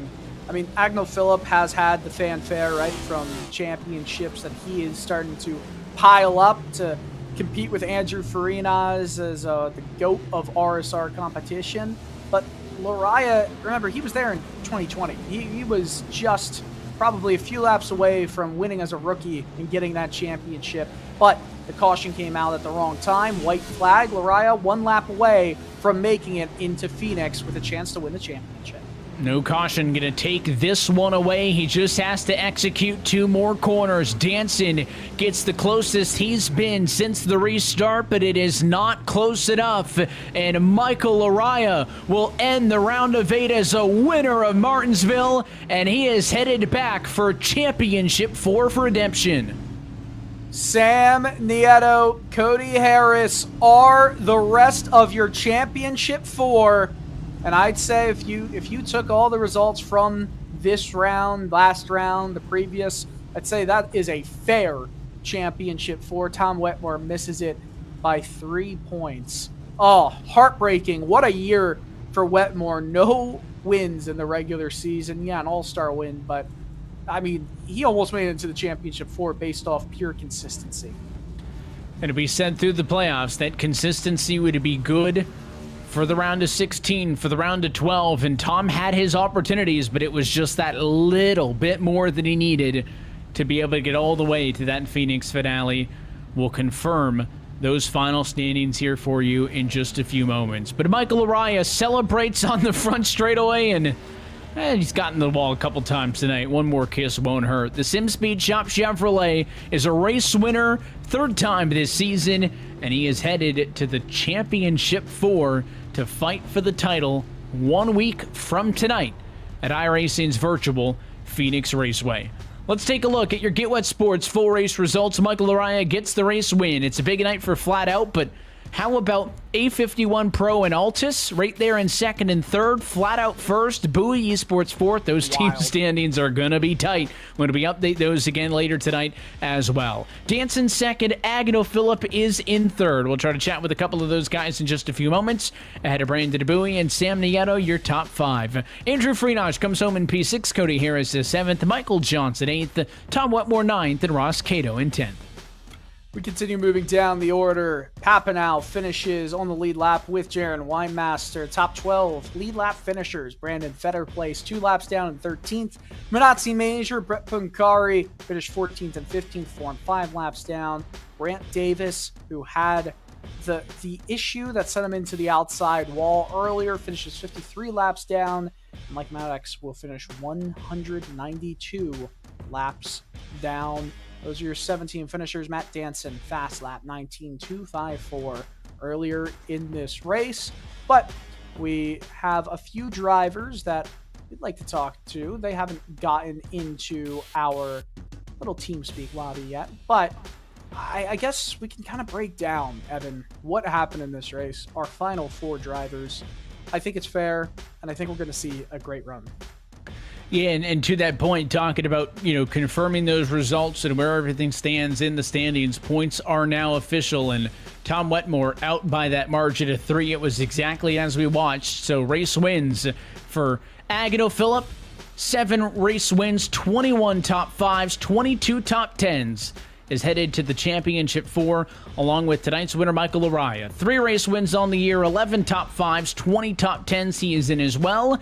And then pointsing their way in, 4-point margin to the good means Sam Nieto will fight for the championship this year. No race wins for Sam. 8 top 5s, 10 top 10s. The only driver without a win to make it to the championship 4, because also Cody Harris makes it in by a margin of 3. The 2-time pole sitter, 1-time race winner with 13 top 5s and 20 top 10s is going to be fighting for the championship as well. And let's go trackside and chat with the driver of the number 44 machine. Michael Araya is your race winner tonight at the Martinsville Speedway, and he is headed back to the Full Throttle RealSimRacing Cup Series Championship 4. Michael, congratulations. Thanks, Evan. Tell us about this one. It wasn't a must win, but this is certainly a statement win for you to not only get back to the Championship 4, but to do it by beating Matt Danson, Agno Phillip, some of those big names. Yeah, this is huge. The last 60 laps or so were really tough. I was just focusing forward, running Q laps, and I felt like earlier in the race, I definitely was the best car, and it was just a matter of biding my time, just trying to get around Danson there, and he was doing a really good job just being able to hold his line and getting a good enough drive off the corners where it was really tough for me to make something happen, and was finally able to get by him. But I could tell once we had a few cautions or put a new set of tires on the car that he definitely learned some stuff from the first run, and he was much faster. So it was getting interesting there. Like, I felt at times he was better than me, and then at times I could maybe run a string of laps that was better than what he was doing, and we were kind of just going back and forth there. But man, I got to tell you, it just doing a race like this with the level of competition that we have and just the amount of focus it takes, it just gives you a new appreciation of how good real life drivers are. Just the amount of focus that it takes to pull off wins and battle people like this. So extremely excited that I was able to hang on and not choke there at the end, and it feels great to be battling for another championship here. How much do you allow yourself? Obviously, you were in a better position than others on the points, but in a race like this where there's single-digit margins, did you allow the points conversation to dictate how you drove tonight, or did you just go out there like any other week, try to win the race, and if you do so, the results will follow? A little bit of that. I mean, I had a little bit of a buffer, granted not much going into this race, but I knew just how I've been performing as of late. Really just don't change that formula, come into this race and just execute, and don't make big mistakes, if any, and don't try to do something fancy. We have the speed right now. I didn't want to beat myself tonight, so it's awesome to win, but yeah, I was just going into this night thinking, qualify up front and just stay up front, and then let the points fall where they may. But obviously, it's great to come out of this race with a win, and I feel like with how good the competition is, you almost have to push yourself to get to this level where you need to win on almost a weekly basis. And next week is going to be really tough. Definitely going to have to put in a lot of work, as I'm sure all the rest of the championship 4 are gonna. And whatever happens next week, it's been an awesome season for myself. I feel like I kind of had a rebound as of late, just showing a lot more speed and a lot more consistency as of late. So really happy, just to be able to compete in this league at this level. Do you think going into this against, drivers like Agnell is challenging enough, but the fact that, he knew 2 weeks ago that he'd be racing at Phoenix and having the opportunity to put in some extra time, do you feel like that puts you and the other guys who are pointing their way in at a disadvantage, or 7 days is a lot of time, you're going to be able to make up for that and feel super confident? I'll put it this way. Agnell is so good at Phoenix that any advantage that you give him is not good for the competition. So, I wish I would have won one of the earlier races in this round to put in a little bit more work for Phoenix, but it is what it is, and I just got to, focus forward and put in as much effort as possible, and, just see where things fall. And like I said, I mean, the competition that we have in here is outstanding. Whoever wins the championship next week, any one of us, I feel, are really well deserving this year. So, we'll have to see what happens. Looking forward to watching you fight in a championship 4 again, Michael. Before we let you get out of here and celebrate the sponsors, the shout-outs, all those good folks, who makes it happen for you here on Monday nights? Yeah, I got to thank Flat Out Esports, first of all, just for putting in the work each week and making us better as a group. I got to thank Sim Speed Shop for being on board the car this whole season and the past couple of years. They've been a really good partner. And I got to thank Boosted, as well as Hasib Design and Corey Blevins for awesome paint schemes. And of course, I got to thank you, Evan, for running the league, and the rest of your team for putting on the broadcast each week. We appreciate you guys putting on a show week in, week out, Michael. Congratulations on the win. Congratulations on advancing to the Championship 4. We'll catch you at Phoenix. All right. Thank you. He's your race winner tonight at the Martinsville Speedway. Winning his way in, Michael Araya will fight for the Full Throttle Cup Championship in 2023. Matt Danson has got a lot to fight for in the team standings, but Dylan, I think, forefront of his mind is going to be, well, he wanted to win this race. He led a lot of laps today, 115 in total, but he comes home in second. You're with him. Yeah, and Matt Danson, what a nice run for him. We talk about you, Matt, being more of like the road course guy, but I feel like Martinsville is relatively familiar to road course ringers just because, you know, it's flatter. It's got almost it's got 2 hairpins at each end. Do you feel like, you know, that those skills maybe translate a little bit to Martinsville? Yeah, a little bit, I think. Hello, Dylan, by the way. Hello. Yeah, I think, I guess a little bit, but, well, I mean, I was a bit of a victim of, you know, not being able to practice as always, tonight, like, just with that long run and everything that went on. I think I was fortunate to be, like, on the pace, probably, like you said, you know, with a bit of the road course sort of stuff. Traditionally, I'm not that good here, though, to be fair. Although I think I've had a top 5 just about every.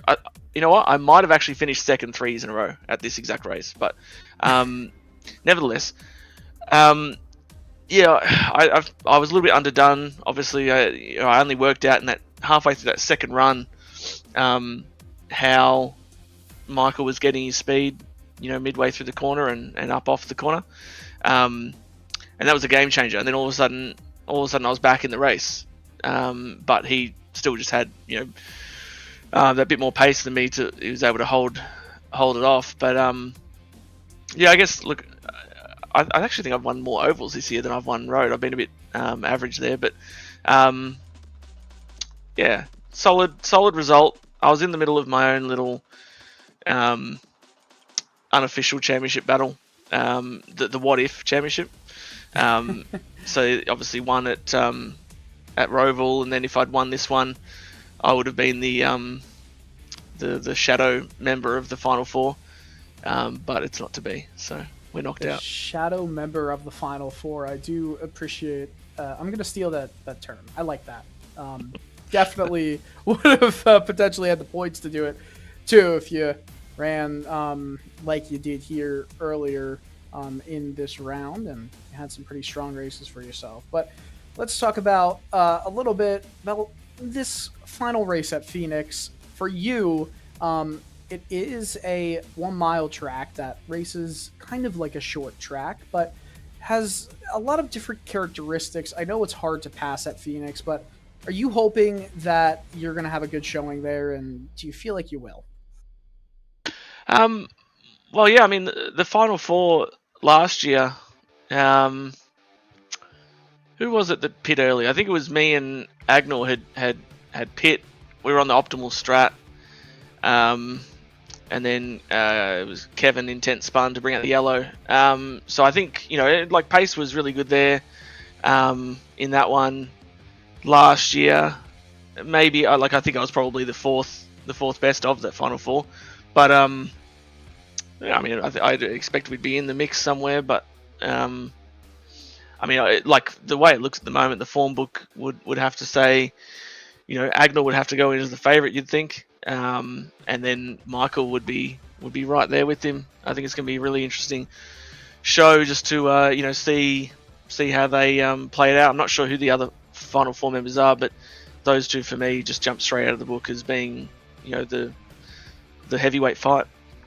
Now, going into next year, obviously, a bit of uncertainty between who will be returning, who will be joining. Do you have any plans in concrete to rejoin RSR and go for a title?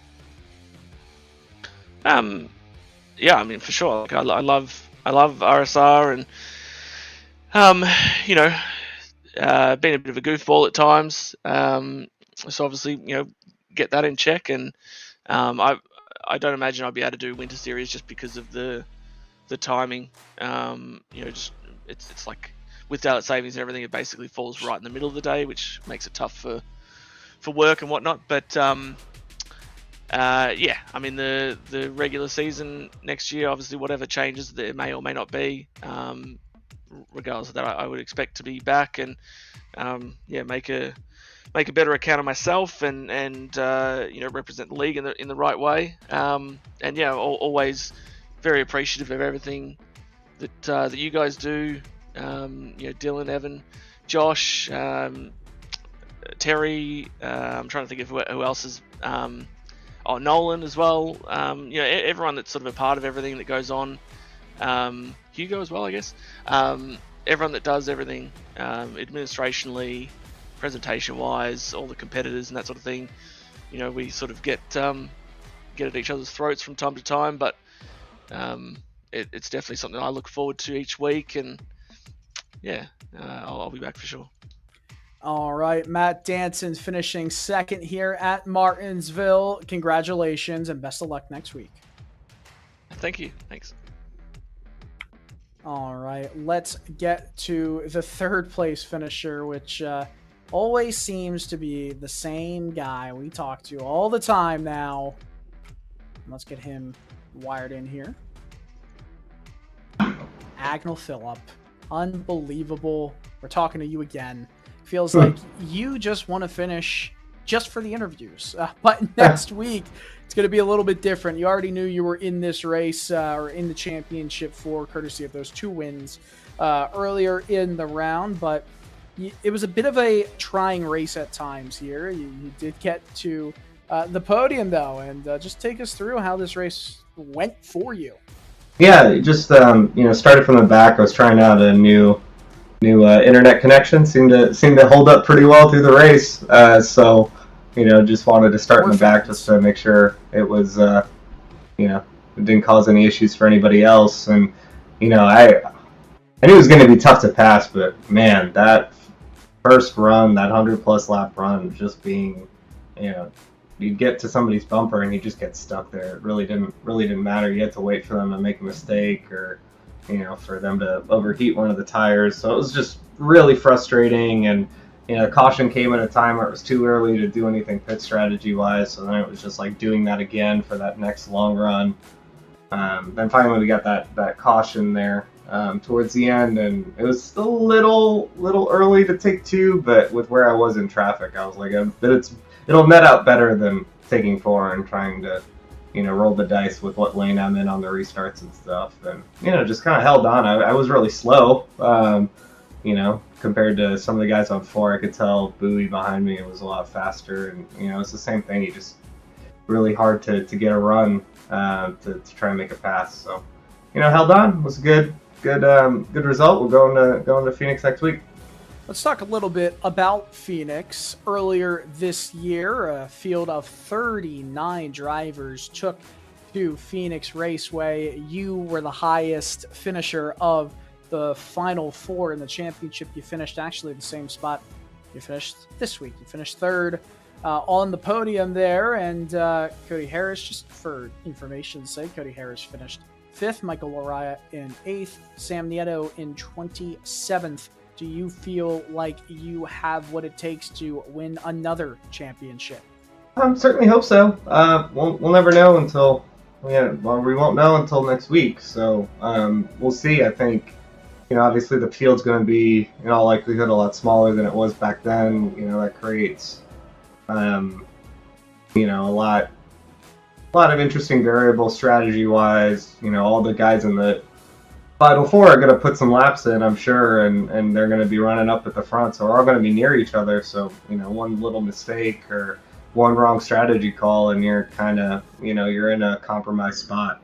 So on pace, I think we should if I put in the time and get the kind of figure out what I've seemed to have tapped into the last few weeks, I think we'll be all right. But just never know with how much everybody's going to be preparing really hard for this race. They're going to be motivated to try and take that belt. Sitting over there. I don't know if I'm on screen here, but proudly displayed. I'm sure that they want the hardware as well. So we'll just have to see how we do, and I assume there'll be some long green runs. Maybe it'll be another late race caution to really throw a wrench into things. That happened in the spring, and I made the wrong call. I was leading when the caution came out, took 2, and ended up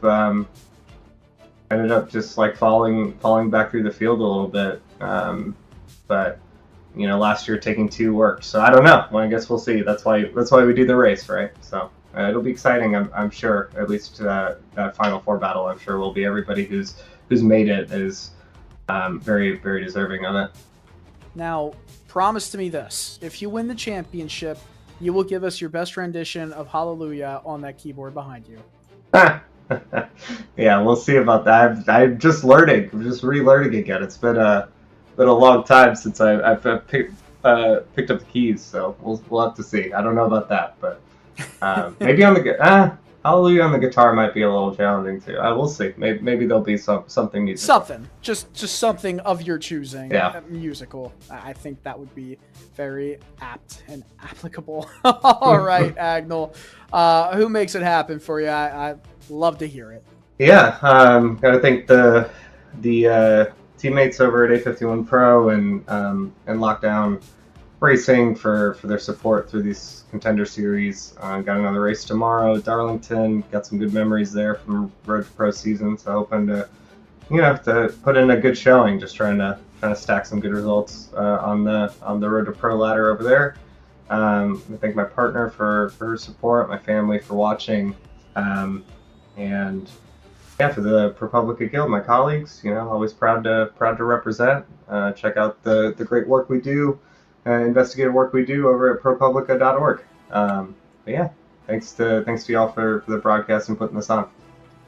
Of course, Agnell Phillip finishing third tonight is in the championship 4. Didn't have to win tonight or even last Sunday night, but he won last Sunday night and gets a podium to make it a first, and third round of 8.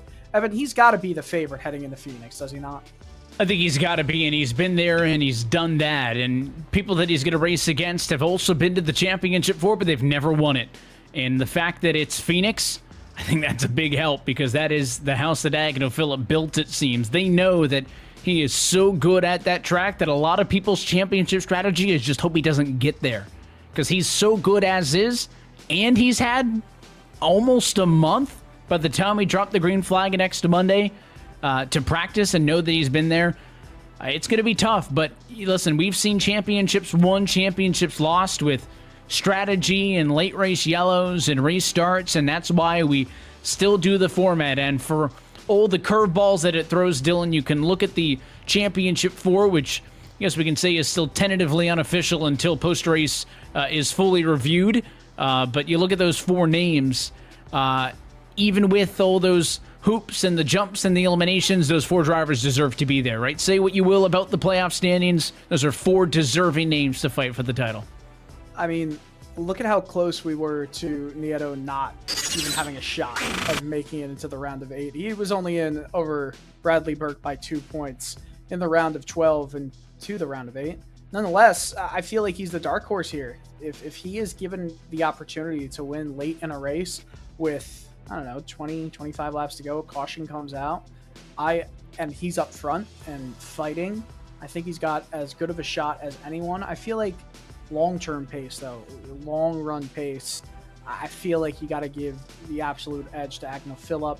Michael Loraya probably as well is right there.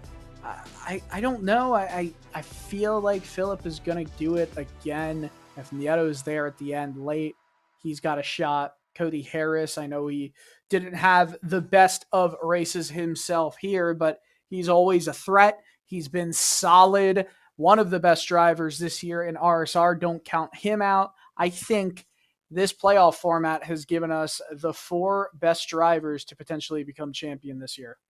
And the team standings get a little bit closer as well. The third place A51 Pro Group scores the most points out of anybody. Second place, Flat Out, scores the second most. And the leaders, Bowie Esports, scored the least out of the top 3. So their team championship lead down to 17 points over Flat Out in second.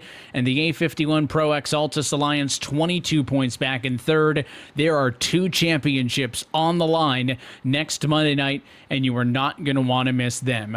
But until next time, that is it for us here tonight from Martinsville. On behalf of our entire team at RealSimRacing, for myself, Evan Pasoko, Dylan Coyle, and our producer, Joshua Lee, I want to thank you for tuning in and congratulate Michael Araya, race winner at Martinsville, who is headed back to the Championship 4. There was one race left of the 2023 Full Throttle RealSimRacing Cup Series playoffs, and it comes to you next Monday from iRacing's virtual Phoenix Raceway, live and exclusive here on RaceSpotTV. Till next time, good night from the paperclip. We have decided our Championship 4.